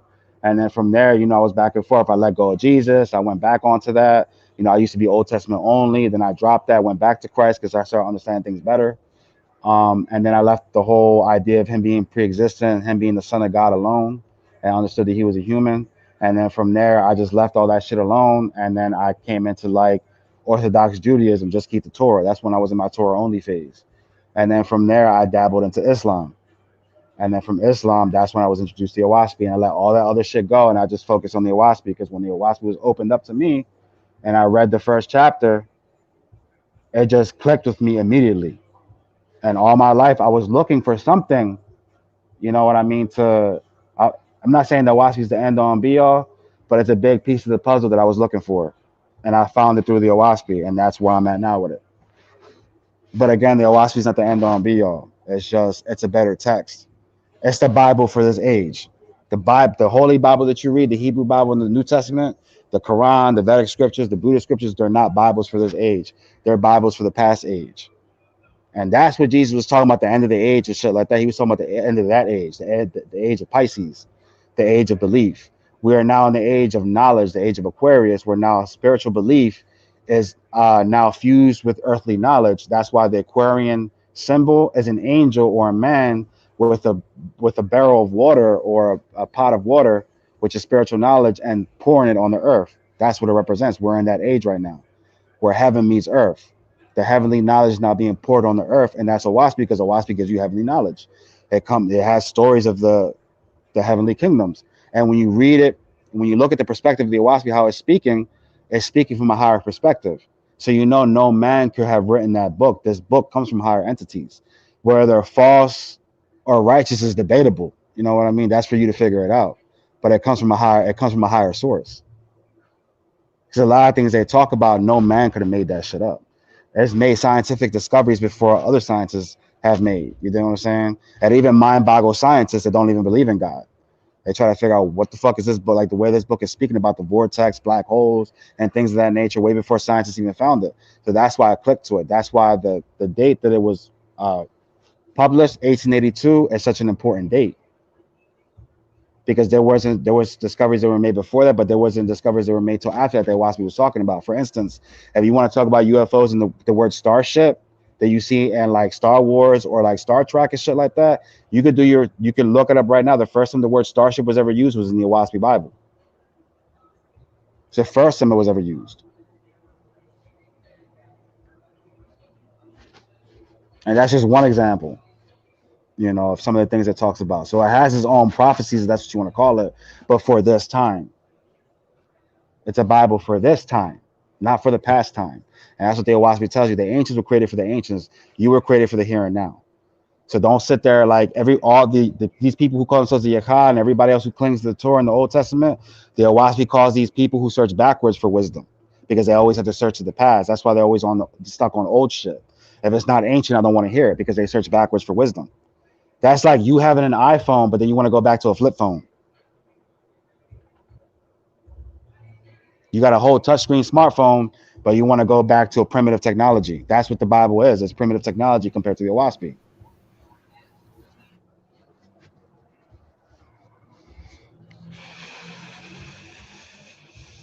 That's pretty interesting. Um, yeah, pretty interesting. Pretty interesting. Um, so the back to the sacrifices in the scriptures. I know we were talking about that earlier, and you believe that you said that the Israelites should have never been commanded that, right? Well, they were never commanded to sacrifice. Not the vegetarian Israelites. The Israelites that held to the original diet in the Garden of Eden, which is fruits and vegetables, they didn't sacrifice. That's why the Levites weren't allowed to touch their altar unless they die. They weren't allowed to touch the articles of the Israelites because the Israelites didn't eat meat and they weren't privy. When you deal with meat and shit like that, raw meat, you're dealing with bacteria. That's the plagues that they were talking about back then. So this is why they couldn't be around the temple and shit like that because they didn't eat meat. They didn't deal with that. So they would have been exposed to that. They would have had those diseases. That wasn't part of their diet. But the mixed multitude that came out of Egypt with the Israelites, they ate meat. And the Levites were supposed to, the Aaronids and the Levites were over the mixed multitude. The Aaronids were only over the mixed multitude. You don't read that in the Bible like that because once again, the Levites had their own agenda, both the Aaronids and the Levites. The Levites wanted the Aaronid priesthood and the Aaronids wanted to overthrow Moses completely. That's why you have verses where the things that Moses is doing, Aaron is now doing. First is Moses' staff, now is Aaron's staff. You have Aaron doing some of the things that Moses should be doing that Moses already did. That's because they were trying to raise up Aaron above Moses because they were trying to stamp out Moses. That was the Aaronid agenda. The Levitical agenda was they were trying to stamp out Moses and Aaron. That's why the book of Deuteronomy was written by Levites. Now you have all the Levites being priests. And that was their rivalry. So yeah, multiple rivalries back then. You know what I mean? Because they were being influenced by different gods or what have you. So they can come into the priesthood. The Israelites were being influenced by 3 false gods at that time: Baal, Astaroth, and Luamang. And that's just how that shit just panned out. You know what I mean? Astaroth was the one that scattered them to the four corners of the earth because she made that promise in the Waspi. Baal was the one that influenced them when they came with the Canaanites and they started, dealing with the Canaanites and mating with the Canaanites. They started following Baal and started doing the child sacrifice or what have you. And Luomang through the Waspi, he's the one that raised up King Cyrus, and then went about and started the fucking Persian Empire, what have you. And he's the one that had Gabriel because Gabriel was his archangel, his commanding angels to go and inspire Ezra to go write the Tanakh because they already burned when they were having their little war between Astaroth, Baal, and Luomang. The Bible was burnt through the Babylonian siege, and that's what Second Esdras makes reference to. But it never tells you in Second Esdras who this entity was who came to him. But the Waspi tells you who the entity was. So then when you go back and read Second Esdras, you're like, oh, that's fucking Gabriel. That's who the fuck that is. That's Gabriel. Because the Waspi tells you it is Gabriel. Because that's who he speaks to. All that extra shit about him giving him water, like something to drink, you don't read that in the Waspi. That's just information that's in the Bible that adds to it. And like I said, it was probably hallucinogen. Because hallucinogens, they erode the barriers between the physical and the spiritual realm. So you can better hear the spirits of the dead and see them. And Ezra had to be completely alert so he can do what this angel wanted him to do. And the Waspi warns you about doing that. He who utters what an angel bids them is that angel's servant. That's why it tells you to test the spirits. Because if you utter what an angel bids you, you're going to become that angel's servant. And then when you die and you cross over, you're going to be enslaved to that angel. And they'll have you do whatever it is. They don't necessarily got to be evil. They'll just stagnate your ass. They'll put you in their heavenly kingdom and have you believe that this is the end all and be all, not knowing that there's higher heavens and higher gods, but you're stuck in their kingdom. Because the atmosphere is vast. And the atmosphere functions as a womb for the spirits of the dead. Your body functions as a womb for your spirit. Once you die, your spirit rises and it goes into the second womb, which is the atmosphere. And the goal there is to be born from the atmosphere on to higher and better things. You can compare it to school. You know what I mean? You can look at this life as preliminary. You can look at this as preschool or kindergarten. You know what I mean? And you build up the ranks. And then when you die, you go through first grade, second grade, third grade, so on and so forth. And then when you get past the atmosphere, you're coming into now the colleges and universities. And you're riding in big starships or what have you, UFOs, if that's what you want to call them, because angels don't have wings. That's just a symbolism to show that they've ascended. They are elevated, but they don't really have wings. So they ride in ships, and boats and shit like that. Everything you see on earth is an image in heaven.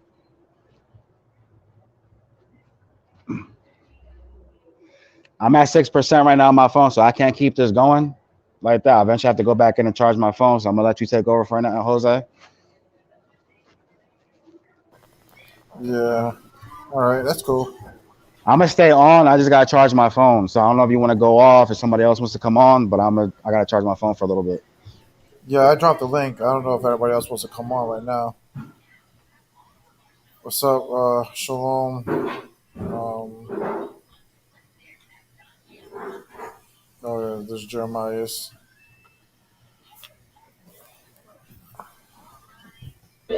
Like, anybody want to come in, just come in. Excuse me, it's loud. If you even want to come in, you want to talk shit about me, you want to talk shit about what I believe, that's fine too. Whatever keeps the stream going.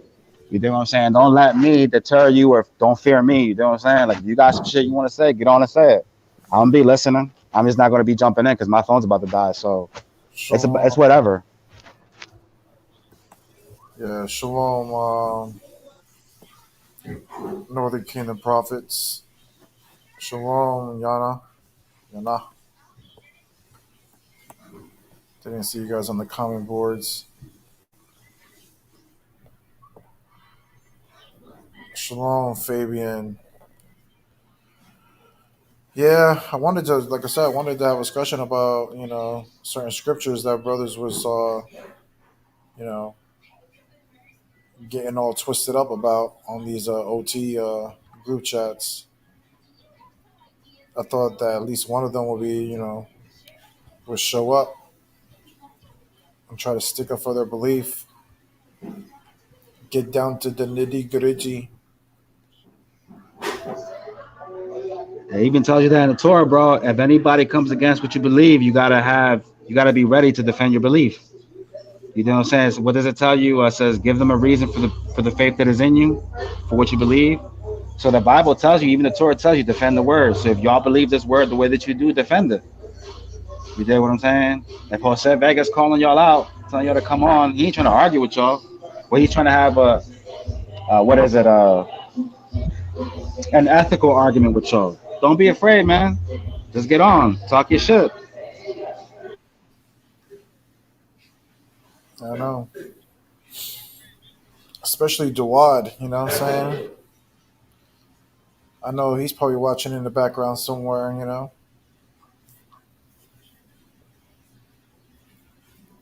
And the funny thing is that these guys all know my beliefs because, I teach, what I'm saying? I've been teaching for years and I've been dropping classes. So these guys already know what I teach on certain topics. So it's not like it's gonna, be a big surprise, even though I do keep a lot of stuff, under my sleeves. But you know, you guys have the advantage. I don't know what you guys teach. You guys don't teach anything. You guys have no lessons anywhere. You know what I'm saying? I don't know what you guys actually believe. You guys type away a lot like a bunch of females, you know what I'm saying? Tell you that much. But I don't know what you guys believe. You guys have no lessons. No one can hold what you say accountable.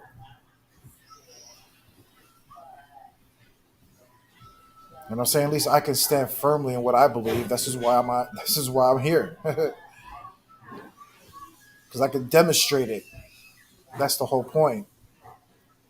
I can demonstrate my points.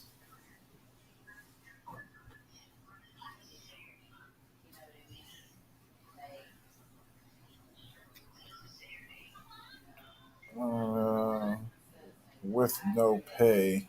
I don't know what that is. First Nephi chapter 8, that's from the Book of Mormon. I don't know what it is, but Nephi is from the Book of Mormon. Yeah, I believe. Yeah, Yeshaya he reads from the Book of Mormon. So do I sometimes. You know what I'm saying? We don't. I don't. We're not gonna lie. We dabble in all type of books, man.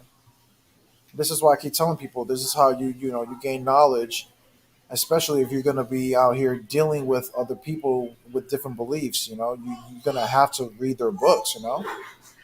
Like you have Jeremiah who over here talking about the book of Enki and all this stuff. These other books are trash. Well, no, bro. It's like eat the meat of it and spit out the bones. Because at the end of the day, you do have people who believe in the Samaritan tablets. And what are you going to do when you bump into them on a platform? Just ignore them? What, ignore their book? Ignore their arguments? No, bro, you're going to get eat up. So instead of, getting embarrassed, just read the book. Read the book, learn what these other people are learning.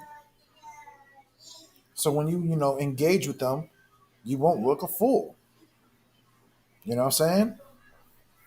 Just like just like Jeremiah says, you're watching it because you're the one who said that. Oh damn! What did you say about the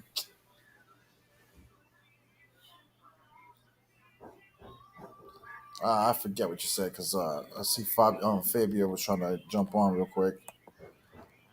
Sorry that he has turned his mic on or something. Oh, there it is. Hey, what's up? Vegas Shalom, bro. Slow, slow. So what's the topic? Nothing. Just freestyling, man. Just trying to get people to come on and just try to talk their shit, bro. Because since the last few lives I've been doing, especially against the OT, they've been really butthurt on the group chats that I'm on. It's like two or three group chats that they're going all crazy on. Oh, okay. And I thought, they would be at least brave enough to come and talk about it. Because I think they wanted to talk about Isaiah 53 and I believe, Daniel's 9 or something like that. And,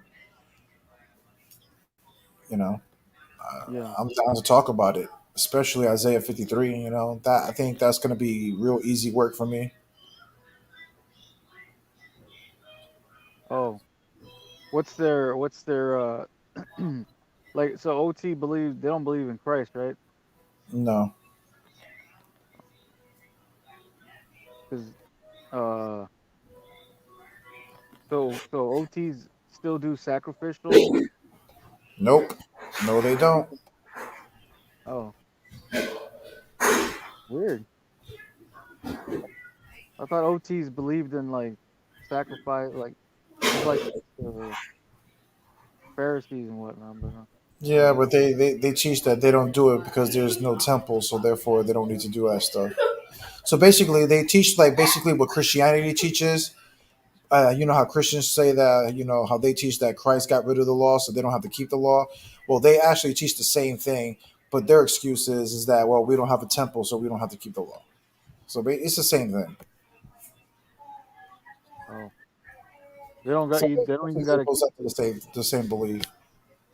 Oh, damn. Well, I've been talking to this one Native American guy. He's from Choctaw. Um, he was talking about the Mormon.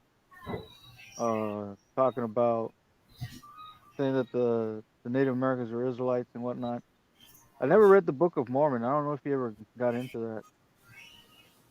Yeah, right. We read some of it. I believe one live I was bringing out some some pretty deep waters about how the Book of Mormon backs up the apocrypha and the Old Testament about how the Northern Kingdom came to over here to the Americas, which the Book of Mormon calls the Promised Land or the Second Promised Land. Oh, okay. And Yeah, that's the Book of Mormon. yeah, of course. So the Book of Mormon, see people, well, people get it confused. All the Book of Mormon is, bro, is Northern Kingdom history. Like it all comes back to a dude named Nephi, who basically was the one who basically sailed across over here to the Americas with the Northern Kingdom, and he goes back to his genealogy goes back to Ephraim. He's a direct line from Ephraim. So even in that book, it gives you genealogy, um, and basically tells you how they got over here to the Americas, and then once they got over here, they basically divided what you would call two different basically sets of northern kingdoms that basically have beef with each other. One called the Lamanites, and the other called the Nephilites, I believe. And yeah, they were basically warring with each other, for centuries and shit. But basically, it's just about Northern Kingdom history. And this is why I keep telling people, like people like Jeremiah or whatever these people, Duwad and them that claim to be Northern Kingdom. I tell them why not read the Book of Mormon, because basically what it is Northern Kingdom history. You claim to be Northern Kingdom, you claim to be native, then why don't you claim that book?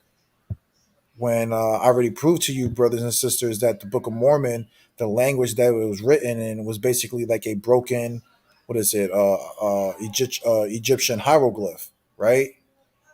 And when you look at that language that is written, well, which is in a copy, and you compare it to this Native American tribe, the Mi'kmaq tribe, and you can tell the parallels are very similar in the language.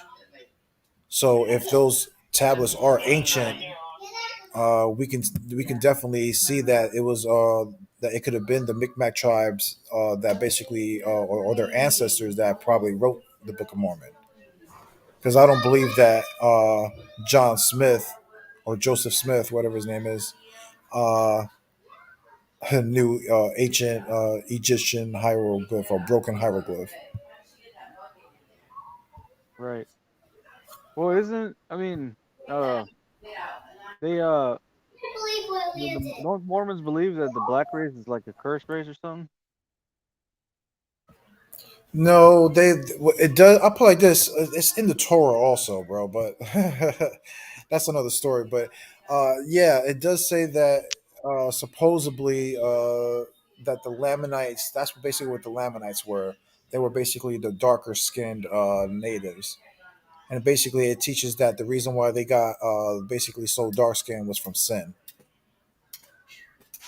Oh, yeah. Yeah, that's usually what One West will tell you is, oh, stay away from the Book of Mormon because it teaches you that your skin turning dark is a curse. Well, at the end of the day, so does Torah. Like again, Job 30:30. When you read it in the on the Septuagint, it tells you that Job's skin was turned black from basically disease and affliction. You know what I'm saying? So right there is a clear scripture of your skin turning dark is in a negative. Also in Songs of Solomon with the Shulamite woman, when she tells the women of Israel, "Do not stare at her, because she has become dark, because the sun had burned her skin."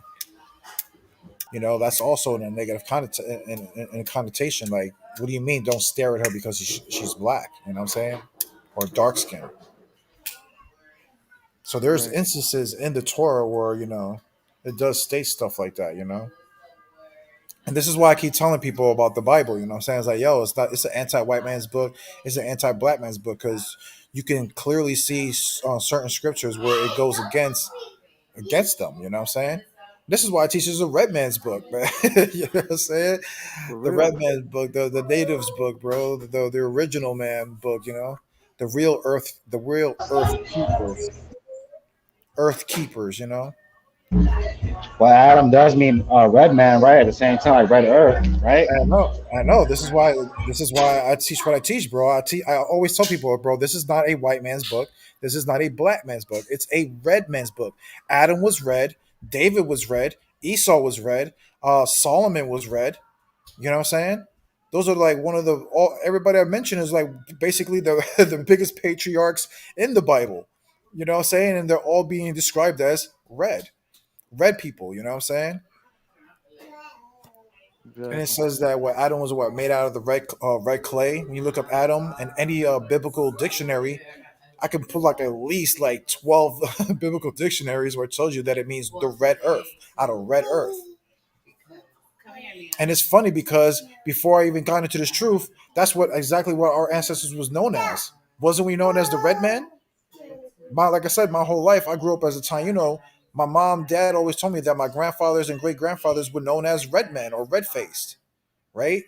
But Ready. now we come into this book where it talks about red people, but now we have these groups, these white people and black people try to tell us natives that we're not these people and that we're not the red people anymore for some strange reason. Crazy.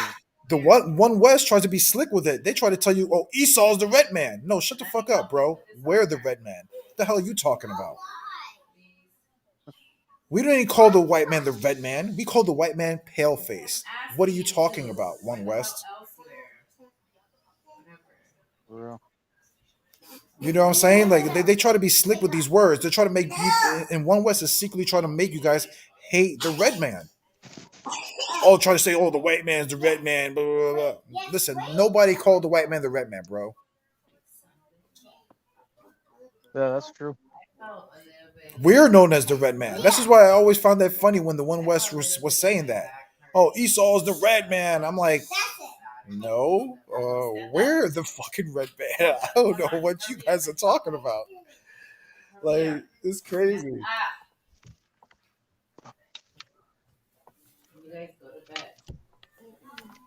Yeah. But yeah, man, I was hoping one of those guys would jump on and have a good conversation.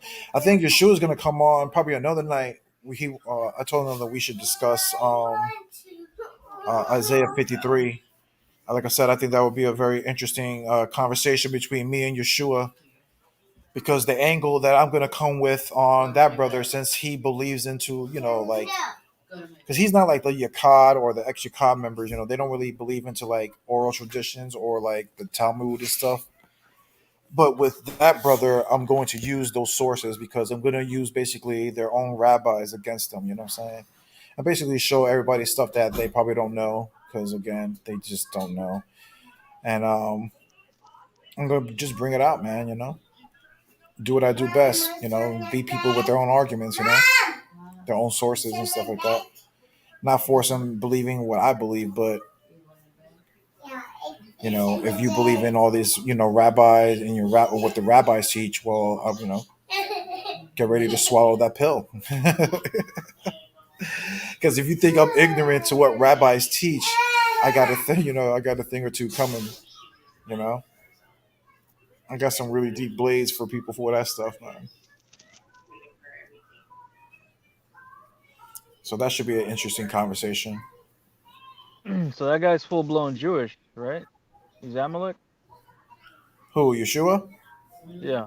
No, he's actually what is he? Honduras? He's from Honduras. I believe he's from Honduras.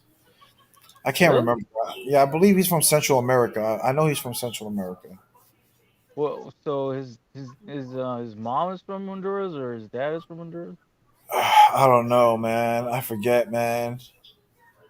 He doesn't sound I know. I Honduran. know that he. I think he claims to be like a Sephardic Jew, though. Like I think he says that he believes that he's like a Sephardic Jew. I believe. So I don't want to. I don't want to misquote the brother, but that's what I believe. What I'm saying he said. But I could be wrong. But I know he's not an Orthodox Jew, though. I know that. Like he has different beliefs than from like an Orthodox Jew, but he still claims to be, basically he follows, Judaism. Hmm. Like I believe he has like he follows a rabbi and stuff like that. He has a rabbi and stuff. So is Judaism like straight Kabbalah? Can I please get a white paper? No, like I said, there's like different sects, bro. It's almost like the same old stuff, bro. Like Christianity or whatever, or what have you, bro. There's always different sects, man. Hey, have you ever noticed like a lot of Hispanics be wearing that red string on their hand? You ever notice that? Isn't that Kabbalah? You ever notice a lot of Hispanics? I've been seeing a lot of like Hispanic women, men, mostly Mexicans, wearing the red string on their left hand side. It's like a Kabbalah tradition to keep people's spirits or have good fortune or something like that. But have you ever noticed that? You said that they always have good. You said good on what karma? It's like they wear a red string on their hand. I've been seeing it Can I over and get over a hamster? with the evil eye protector or something like that. You know what I'm talking about? Nah. Hmm. Maybe it's over here. Well, a lot in Texas and California, a lot of Mexicans be wearing the red string on their either left hand or right hand. And I was always curious of why that was. I looked it up, and it's like Kabbalah teaching, almost. It's to keep like spirits away or something like that. Keep either evil eye away or something like that. I was always thinking what that is.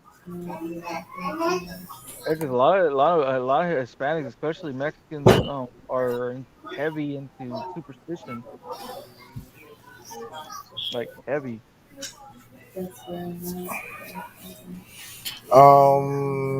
To answer your question, who you said who is Esau? I would say is the so-called white man. That's who Esau is. He asked you what's the evil eye. He said what's the evil eye on it? With the that What evil does that eye. mean? It's like if you ever it's in like an eye and it has a blue iris to it, a black dot. Um, and it's always in a red. It's a red cord. Which is like Kabbalah, something like that. Now I don't know a whole lot. I just know a little bit. But I see a lot of like Mexicans wearing that string or that piece of red thread around their hand, which is weird because I didn't think. I always thought maybe it's a Catholicism thing, but I've never seen any Catholics wearing that. That's mostly like Kabbalah. That's where that comes from. I don't Yeah, I was never. Yeah, I never really got into Kabbalah. I never read into that stuff. Like I said, I try to stay away from stuff like that. know. Yeah, You know what I'm saying? Like I said, I can dab into certain things. You know what I'm saying? But I wouldn't take that as authority or something that I would like. would No, want no, to. it's not like something you would practice or nothing. I just see a lot of Hispanics. I've been seeing a lot of Hispanics either change their views, and yeah, I've actually met a dude who actually studies what's that religion, Hinduism. Yeah, You know, I've seen Hispanics going into that that way. Met one Buddhist Hispanic. I don't know, just very intriguing.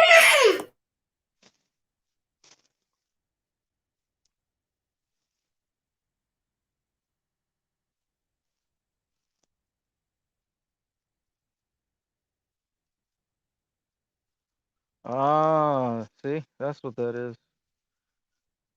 Chilo, son of battle, said Jewish tradition has the evil eye, which is a curse put on a person by somebody that is jealous of them. Right. Yeah.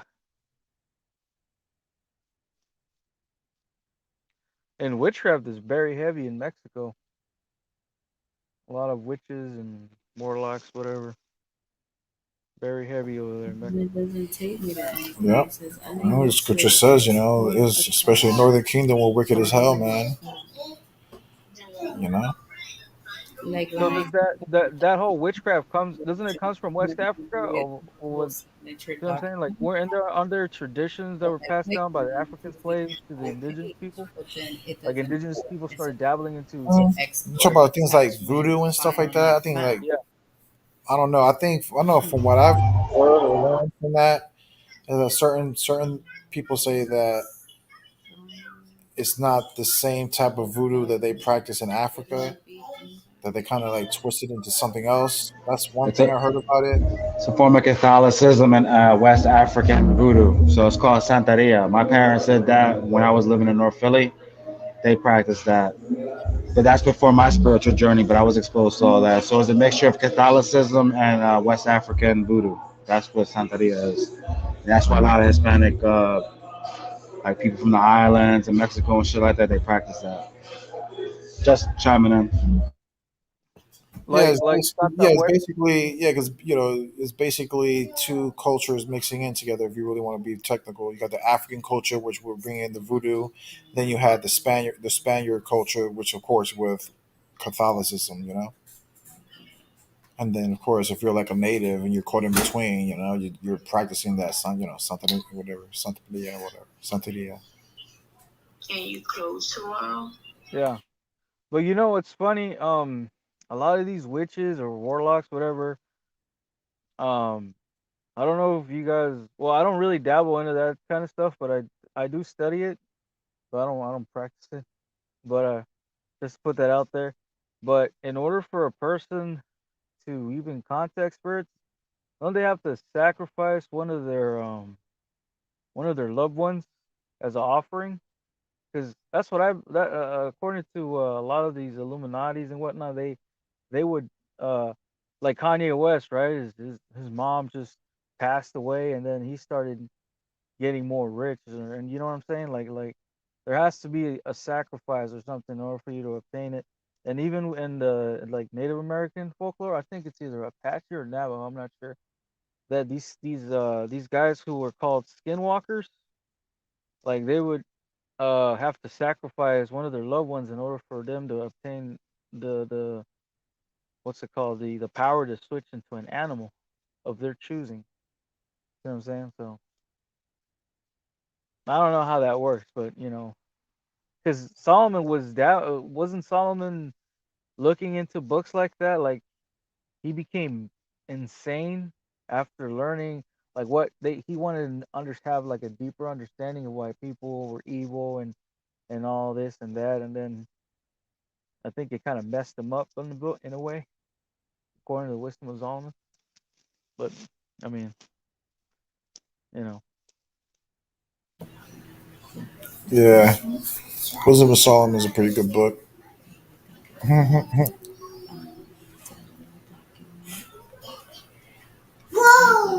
That's a book where I would tie up like another scripture for Isaiah 53. But yeah, Yeshaya said your last class, child sacrifice. That shit was flame, right, Yeshaya? Yo, that class had these guys going crazy on the comic boards, man. Just talking reckless, bro. They were all butthurt. For like the past 2 days, they've been talking all reckless, but yet none of them, not one of them, has hit the link. To have at least a peaceful conversation. Let's address these things that you guys are talking about. Because it's funny that the thing is that when I have conversations with them, like on these group chats, bro, I never reveal anything that I really want to bring out. Like they'll ask me questions, and I'll try to answer it somewhat, but I never reveal like my what I can really do. Because at the end of the day, I want to get them on live, so what I'm saying, it could be recorded. Yeah, that class was man, that was heavy because like that's a lesson in life. Like watch your don't swear on anything. Don't do none of that. You know what I mean? Like, because that was brutal. What happened to that man, killing his daughter. Yeah, like almost like holding your tongue. Watch what you Yeah, say. exactly. You saw I pulled out in the book of Proverbs. Exactly. Exactly. The book of Proverbs says, watch what you say before you make a vow. You know what I'm saying? So it's not like the Most High didn't give you a warning. Yep. Huh. But then you had to suffer Leviticus 26. You dedicated something to the Lord, you must fulfill it. You know what I'm saying? Whether it's a person, just like I pointed out, and they got so mad, bro. I'm telling you, they're so mad at me right now for just showing them the law and showing them how they don't know the law, how they never read the law, how these rabbis have been lying to them. It's funny that there's one group chat. They're over here praising this white rabbi, something Zimmerman or something like that. Thinking like he's like this Jewish guy. I'm like, bro, you guys over here praising these these fat Jewish men as if they're like the shit. I'm like, you bro, you guys should be ashamed of yourself, man. Bro, I feel like you should battle one of these rabbis, bro. Like an old school rabbi, straight up. I'm nobody to be debating them. You know what I'm saying, in their world. You know what I'm saying. So to them, I'm just what you call a goyim. So they'll probably just ignore me. You know what I'm saying. But Maybe at if the you end of do, the maybe do some cash, maybe they'll no, do it. no, at the end of the day, I was gonna. I did have a Jewish rabbi, Ash. I forgot his name. Asher. What's his name? Like Asher Mendez or something like that. Jewish rabbi who wanted to build with me. Um, but he went away. And also I brung what's his name, Rabbi Pele to the Sakari. I don't remember. You remember that debate where they had a debate with this rabbi. Name was Pele. No, no. Put it back here. Pele. Yeah, Oh yeah, yeah, yeah. yeah. I was the one who basically, told him that he should go and debate the Sakari group. No. Let me see if I can find it. Hey, by the way, American Indian Defense League is coming up in a few minutes. What say you? Did you hear something, Elias? I don't know. Alani, stop. I'm trying to find this guy real Make quick. sure you don't say nothing about their mom, bro. You said Stop what? jumping on the Say sofa. anything about his mom. His mom is pseudo. Yeah, his mom's pseudo. Need to get your mom on the show. She probably represented better than you.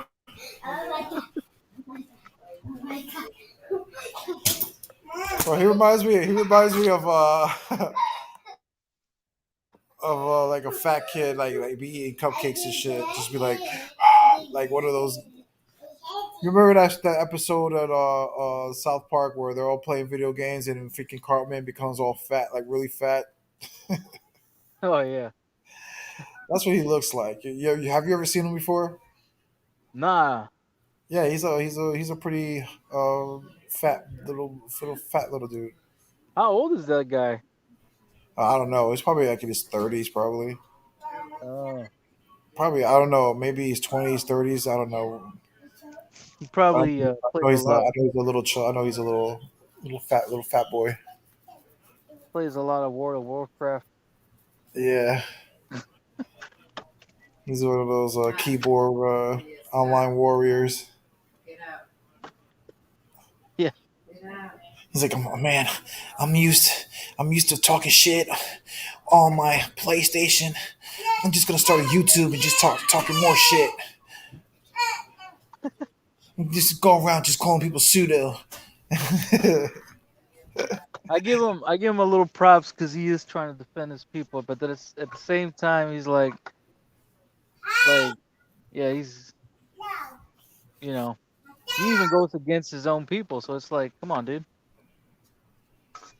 try reason. Yeah, that's my problem with those guys too. It was like that's why I told you that was my angle that I was going with him at. Like, why you know trying to do a native erasure with with the Hebrew natives, bro? Yeah, That makes no sense. Because at the end of the day, like I already said it over and over again. It don't matter, you know what I'm saying? Because I'm very sure that they have aunts and uncles or mothers and fathers who go to church or probably pastors or pastors themselves, you know. Like I said, even my aunt, like I said, my aunt, she's native and she owns a church. She has a church in North Carolina, you know.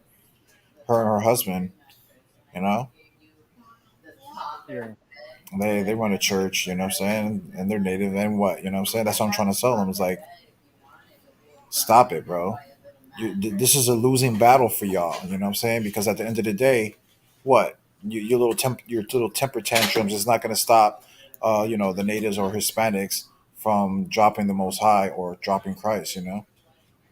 We're already in the hundreds of millions in that belief.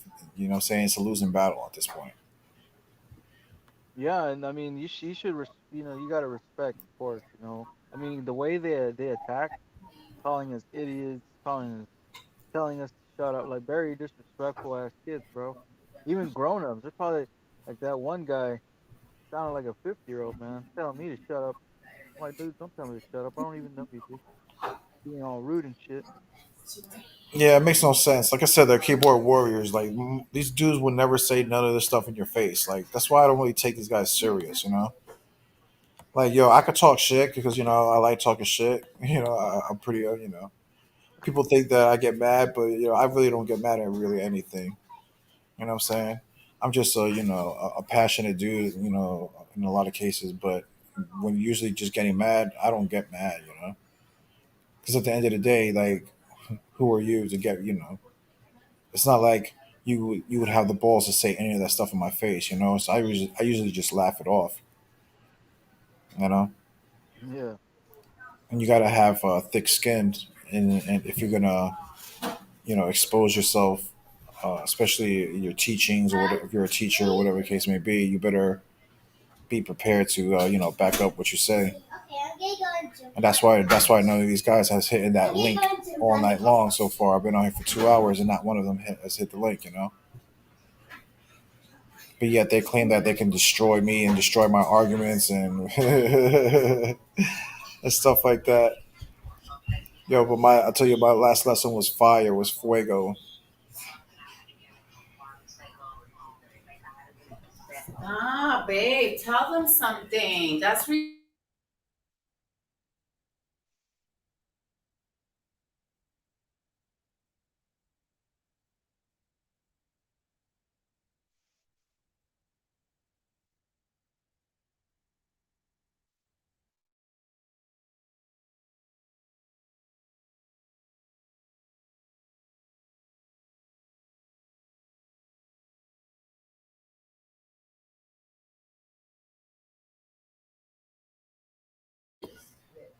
Yeah.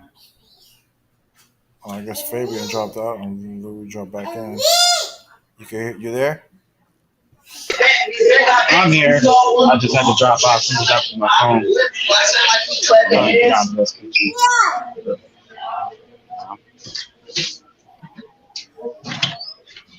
Ooh, I remember. But now I was looking at the comment section. Can you hear me? Yeah. Yeah, I was looking at the comment section. Who's the Uchiha guy? Is that Jeremiah's? Oh, that's Shashaya. Oh, Yeshai Zakar. I'm talking about the Uchiha guy. That's Yeshai. No, that's yeah, that's another dude. That's a Yeshaya. Oh, okay. He's a native brother. Oh, yeah. I read some of his comments. Yeah. Yeah. Well, yeah, I know he believes in like the book is about mushrooms and stuff like that, which is a pretty interesting take. Basically, it's like almost like a big mushroom trip. You know what I'm saying? Mhm. Like an Alice in Wonderland type shit. It's pretty interesting. But that's I'm very sure he can speak for himself. One day he's gonna jump on and tell you exactly what he means and what he means by what he's been saying. He's been on with us before, you know what I'm saying, on Ancient Watchmen a few times. We did a class about how the mana was how we believe that the mana in the wilderness was shrooms.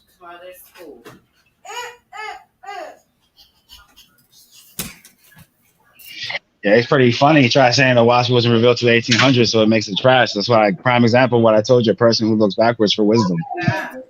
They always stick to that 1800s shit. Always worried about dates, the authority of dates. Always going back to what's old, old, old, as if that's what's going to really.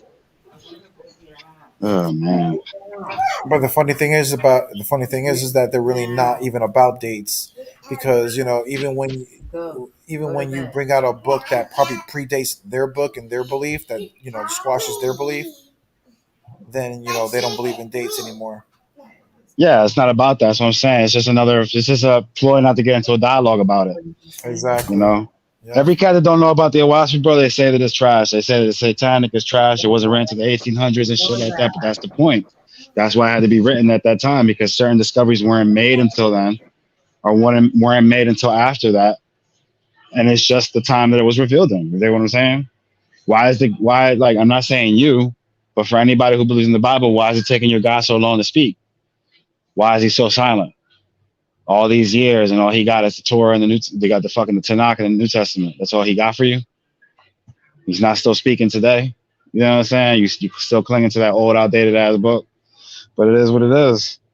That's why I deal with critical biblical scholarship too, to show people the contradictions. So you don't got to go into a Waspi. We just deal with your text just the way that it is, and see where that's at. So that's why sometimes I come the way that I do when cats talk like that. They start saying their Waspi's trash. I start saying, well, your Bible's trash. And this is why it's trash. You know what I mean? And then that's when we get into these arguments that stand a third. So it's like, at the end of the day, bro, people are convinced. They want to convince, and they're looking to be quickly convinced. You're not going to be quickly convinced. Either you're going to come on here, try to learn something, and I try to learn something from you. We can have this dialogue, or you can just not have the dialogue. That's why people are not hitting your link like that. Because the shit is heavy, and then I want to dialogue into that. They rather just sit back, shove their fingers in their ass, and type their little bullshit. You know what I mean? I say fingers in their ass because they hear through their ass. You know what I mean? So that's just what it is, bro. Cats be, I don't know, man. They lost in the sauce. Uh, Yeah, I believe we already answered this before last time we were on Chulo, right? 'Cause we were he talking said, about that. Weren't we talking about that? About how yeah, I remember him now. Chilo, son of battle. Are you basing your theory about the Levites writing themselves into the priesthood off the Bible that Lou was talking about, or are you getting that from somewhere else? So when I first heard that was from the Waspi Bible, but then there's other sources that talk about it that have make no reference to the Waspi. The Waspi just clearly puts it out there that they weren't Israelites. It gives you the origin of the Levites, what they teach, so on and so forth, how they circumvented the laws of Moses and added their own stuff in. And what I do is I just go back into the histories and find it. But I found sources that don't even quote a Waspi, that just talk about the Levites in general. You know what I mean? They talk about the sources of the Bible, so on and so forth. That's what I go to. And then I come up with my theory based off of that. But yeah, the Waspi explicitly tells you that the Levites aren't Israelites, that they're a separate cult of people. They started in Egypt, and it tells you who Levi was as opposed to what the Torah tells you about Levi. You know what I'm saying? And all that, how they were the code of animal sacrifice, they overthrow the original doctrines of Moses and all that. So then, like I said, for the third and fourth time, I have to go back into the other scholars' research that speak on the Levites and the text and bring that information out. So I find the correlating threads, I guess, if that's what you want to call them.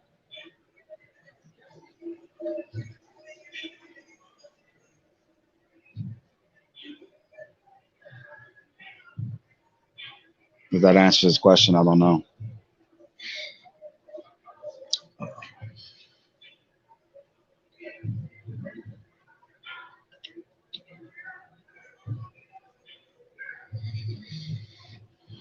Let me see. Maybe I can find it.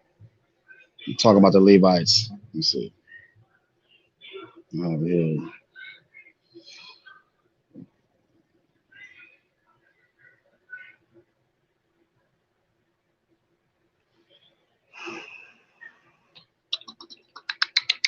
Here we go. Can everybody hear me? Am I still on? Yeah, you still on? All right. What is this real quick? Yes, Rudy, that is the scripture that showed you that Solomon was off. So look, this is Aliyah Waspi. So listen carefully, right? I'm not saying to this is anybody who wants to know why I come up with the theories that I come up with, right? This is strictly out there, Waspi Bible, Book of the Ark of Bond, chapter 18, verses 30 to 31. And the number of the Israelites who went forth out of Egypt was 3,750,000 men, women, and children. And the number of other people who accompanied them was 400,000. And because they were of the uncircumcised tribes of ancients, the Hebrews nicknamed them Levites, i.e., imperfect flesh. And Moses commanded the Levites to camp aside and not mix with the Israelites, and they obeyed him in all things, maintaining that they were the true descendants of Abraham. So when you look at the name Levi, Levi means to bind. So what they're telling you here is the Levites bound themselves into the children of Israel. And they're specifically telling. It also means to join onto or something like that, right? That's your department, service and trust.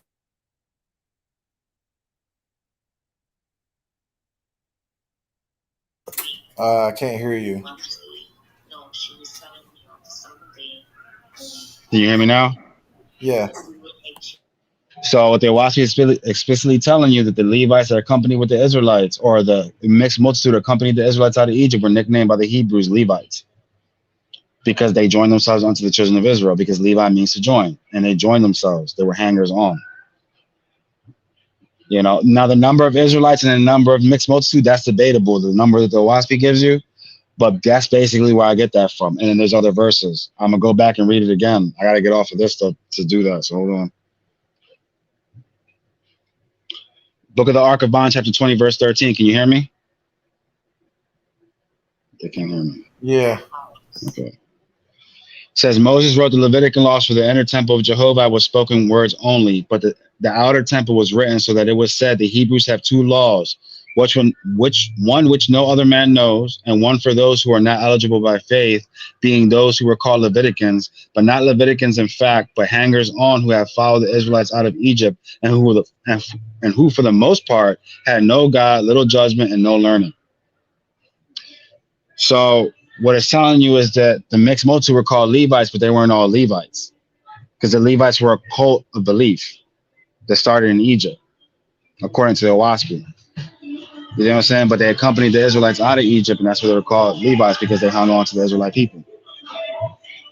Let's see.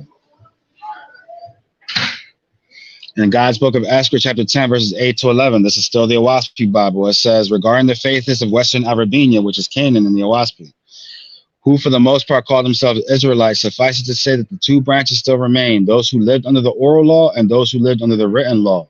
The latter were called Leviticans or Levites, that is, hangers on and of imperfect flesh and spirit. The Leviticans were not scrupulous regarding war and the preservation of their seed, and in consequence of their sins, they brought great shame upon the faithless in general. Now, the faithless here are talking about the Essenic Israelites, the original Israelites, which they call the Oralites. And the Leviticans' examples were evil, and they gained in numbers faster than the Oralites. The Leviticans worshipped the Great Spirit under the names Lord and God. As for the Oralites, so called because their doctrines and teachings were secret and only spoken, being taught orally, man to man and woman to woman, they were non-resistance, and they own nothing, giving all things to the Rabbah for the public good. Their practice.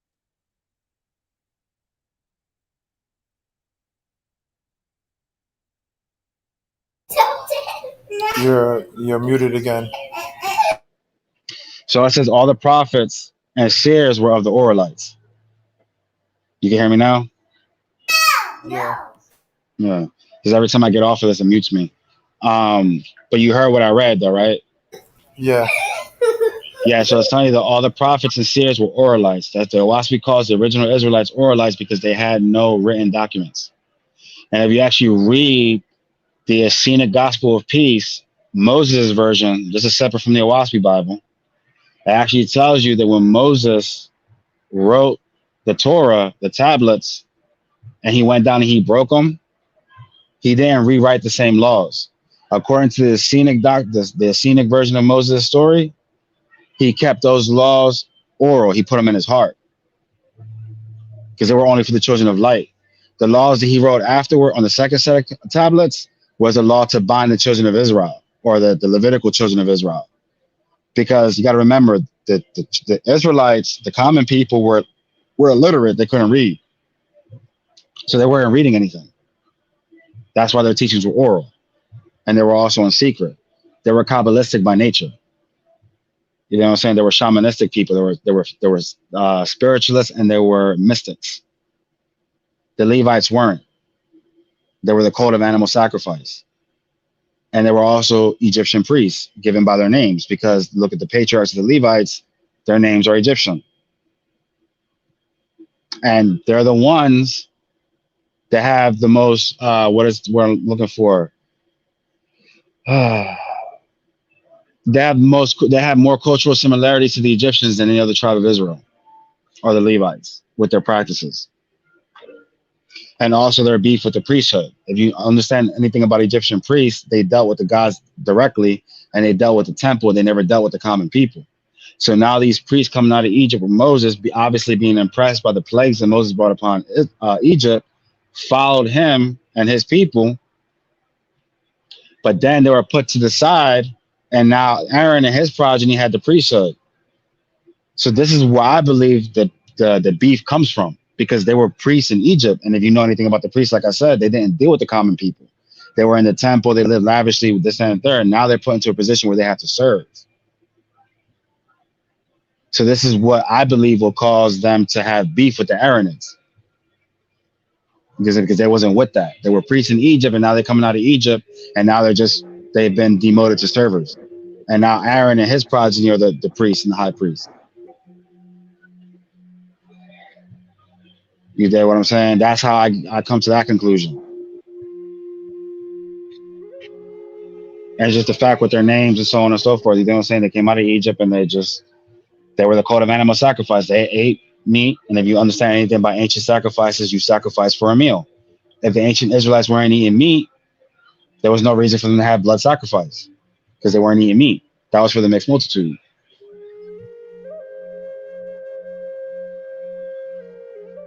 He says, so Israel didn't have a son named Levi, or the Levites from the Bible are descended from a different Levi.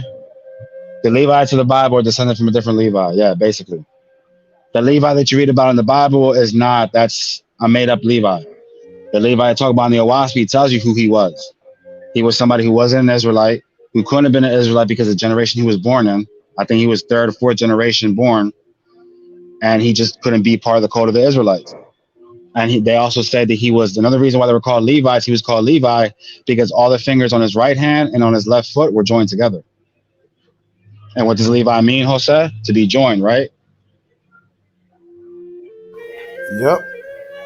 So the Waspi tells you the reason why he was named Levi is because the fingers on his right or left hand, I don't remember exactly, and the same on his left or right foot were joined together. His toes and his fingers on one side of his body were joined together. So they called him Levi.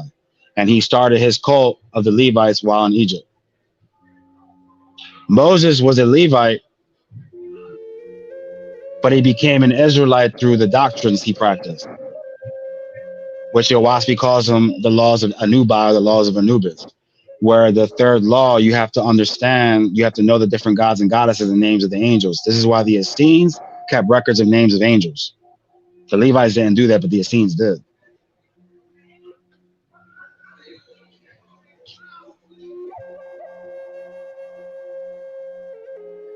Is Aaron a legitimate priest?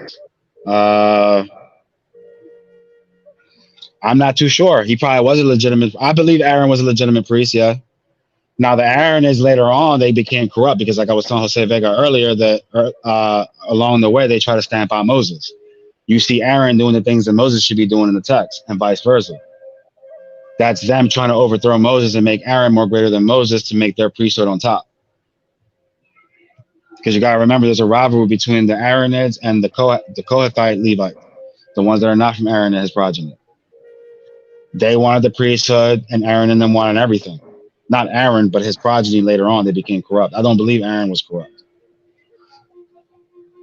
He just did what he was told to do. But you didn't need the Aaronic priesthood or the Levites, and you didn't need Levites over the Israelites because the Israelites already had Joshua over them. And he was Moses' prime minister, and he was from the tribe of Ephraim. So he wasn't a Levite. So you didn't have to be a Levite to judge the people and to be over the people. He was prime minister over the Israelites, and he wasn't a Levite.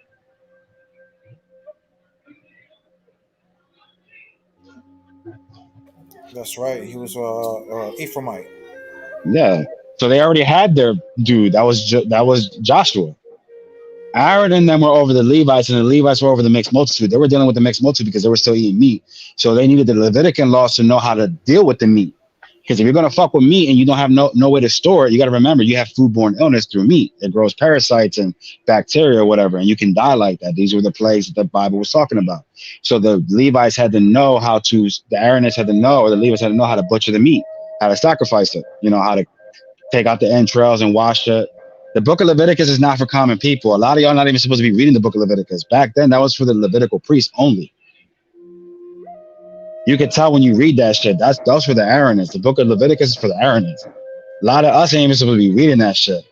They would have killed your ass if they caught you reading that shit.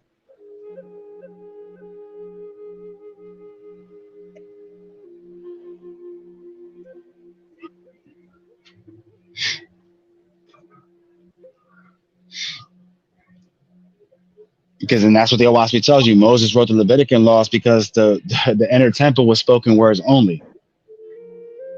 So they had two laws because he broke the first set of laws and then he had another one. You know what I'm saying? And that gives credence because if you look at the Torah, you have two sets of different Ten Commandments that don't agree.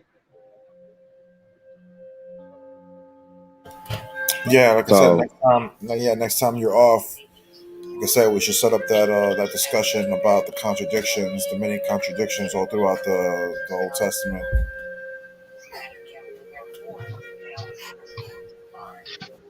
We're gonna try and make that work, make it possible.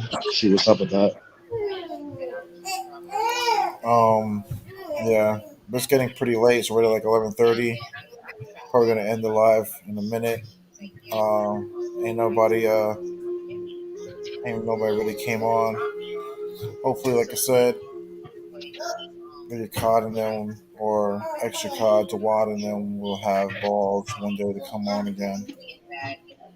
But I say that's not gonna happen. Well, I enjoyed it, bro. I enjoyed coming on, talking about, my beliefs, what have you, and some of the other things we divulged in.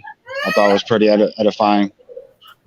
So, but I appreciate you having me on, bro, and I'm gonna talk to you soon. Like I said, we're gonna get that together, and we'll start breaking down these contradictions. All right. All right, bro. Talk to you soon. All right, man. Shalom. All right.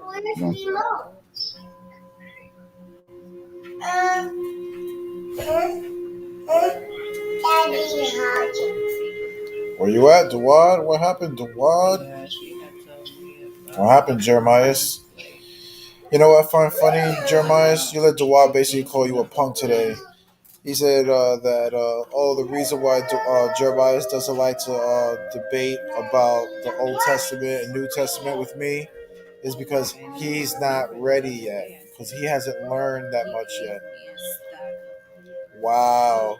But yet, Jeremiah, you're the debater, though, right? You're the one I see out there doing debates. I don't see Dewey doing debates, but he's trying to tell you that you're not ready to debate Old Testament, New Testament. That's pretty sad, bro. You still need to learn.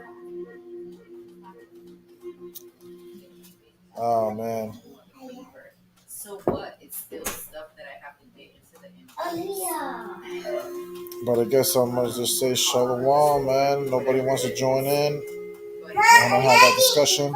So, like I said, hopefully in the next couple of days or something, next couple of days, I'll set up that conversation with Yeshua, and we'll discuss Isaiah 53 and maybe Daniel's 9, and get into stuff like that, you know. But I'll drop the link one more time. Let y'all rock out to the flutes. Hopefully put some of y'all to sleep.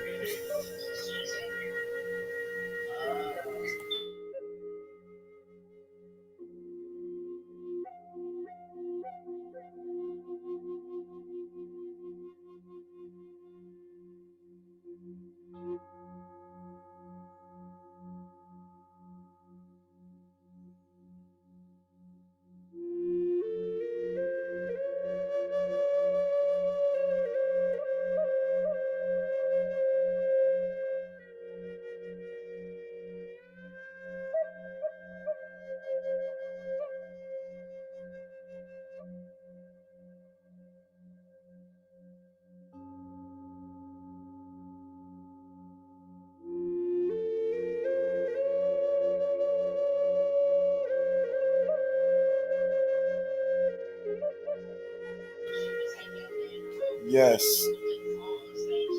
Rudy, yes, to answer your question, many of the books are off in certain ways. And this is why we talk about contradictions and things that are, or the beef with the scribes, and we try to bring out the political sides of the scriptures. But again, you know, sometimes that kind of conversation is a little bit too deep, and a lot of people ain't ready to really dive into deep waters and get into those type of conversations. Basically, they're still basic. They're still on that one West wine or Christianity mind state. They haven't really crossed over, or really let go of those type of doctrines.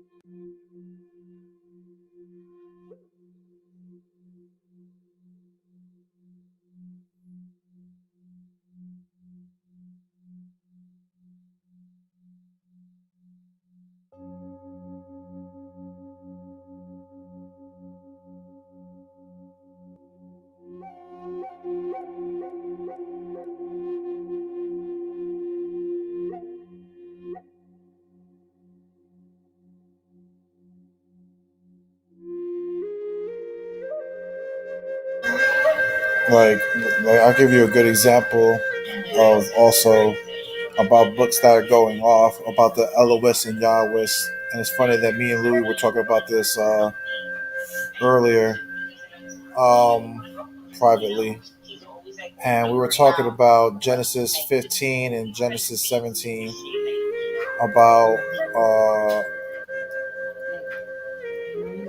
what did Abraham actually do? Did he actually, make a circumcision, or was it a blood covenant that he did? Right? I believe Genesis 15 tells you there was a blood covenant that he signed with the Most High.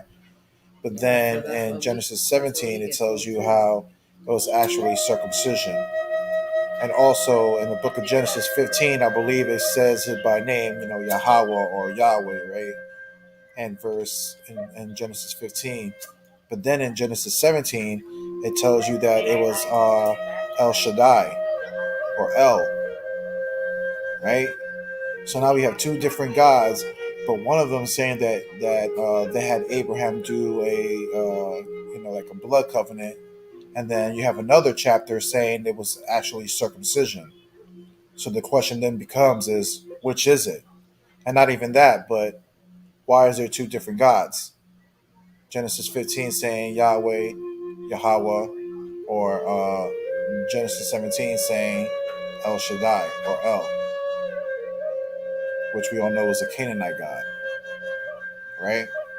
So we have, what I'm saying? Again, like I said, we just have to, there's just certain things that you have to peep game when you read the scriptures, man.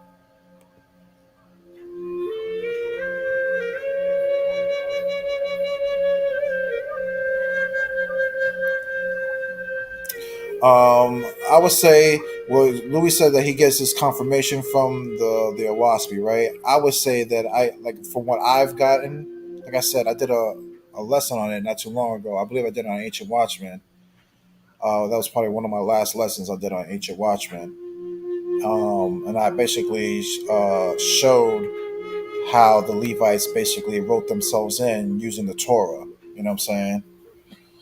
Um, a perfect example of that is what is it, Second Kings 23 or 22 and 23, where Josiah finds the hidden book, right? And after reading the book, he's basically going around all Israel, cleaning house. Just going to the temple, burning all the shit down in the temple that was idolatry. Then he was going out to the outskirts, going out to the land of Ephraim, Manasseh, and destroying all these altars that these fake rabbis put up. And in that scripture, it tells you that he ended up killing those rabbis. Also, he basically burned those rabbis in the altars, basically sacrificing them to Yahweh. Uh, Now the reason is like I remember you and me had the discussion about about the Levites being priests, and I was telling you that no, they actually wrote themselves in as that, and that would probably be like one of my main texts to show you that, because it was something that the king, read that made him do what he did, which was to kill all those fake Levite rabbis. You know what I'm saying? Why? Because like I said, Torah doesn't speak of a second priesthood. It only talks about one priesthood, and that was only given to Aaron. But of course, the Levites had a problem with that and didn't just want to be temple helpers, right? They wanted a more lofty position, and we also see that in the New Testament, right? With the Pharisees and Sadducees and stuff like that, right? Or these certain Levites that were sitting fat among the people, right? It's always been like that, brother. We see it's just like that today. People sitting fat on the people, man. You know, nothing new under the sun with that. Let's see. It's crazy because those scriptures led me to these questions. Exactly. Because again, like I said, I keep telling people, the book tells you that the Most High sends lying spirits and truthful spirits. So, like I said, people, if you guys know for a fact that He sends lying spirits, this is why I keep telling y'all we have to use discernment. This is where we have to test our spirit. Our spirit should let you know that what we're reading or what we're learning is either good or bad. You know what I'm saying? This is why I know I don't subscribe to all the laws. No, I think some of the laws were no. I believe that they were written by men or by they were influenced by what you call a wicked or a bad angel, right? That would be it. Influencing to put it in the book, saying to test our spirits. That's all it is.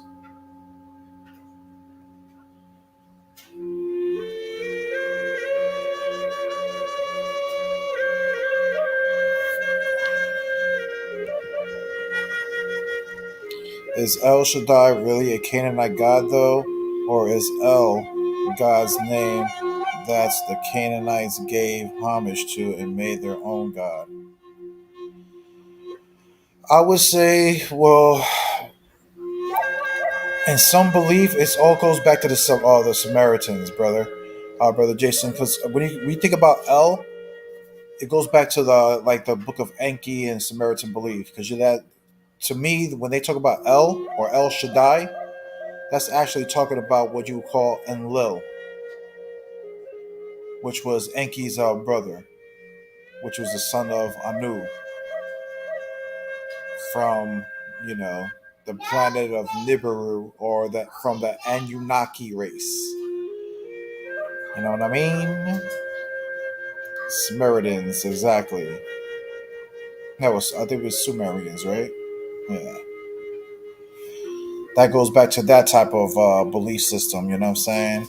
And that's where you get those names from. And this is why when we tell you, brothers, about, reading these extra books like the Book of Enki or the Waspi, like the brother Louis was talking about earlier, or the Nag Hammadi scriptures and stuff like that, it gives you more insight of, or the Book of Enoch, of course.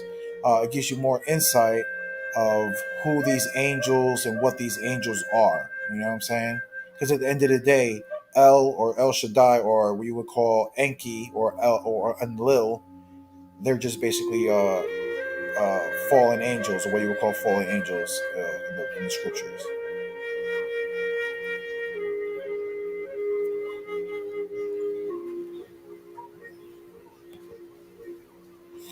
He says, Khan, like when Elijah was told by the prophets, why does he follow Elijah? Do you know he's going to the double portion?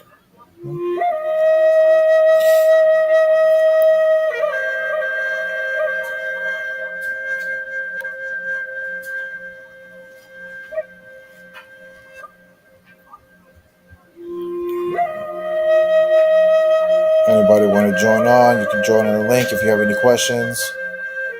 Want to bring out something, you can. If not, I'm about to probably close it up soon. It's getting late. It's already like 11:30 over here. I'll drop the link. If not, like I said, I'm going to close up. Getting kind of tired.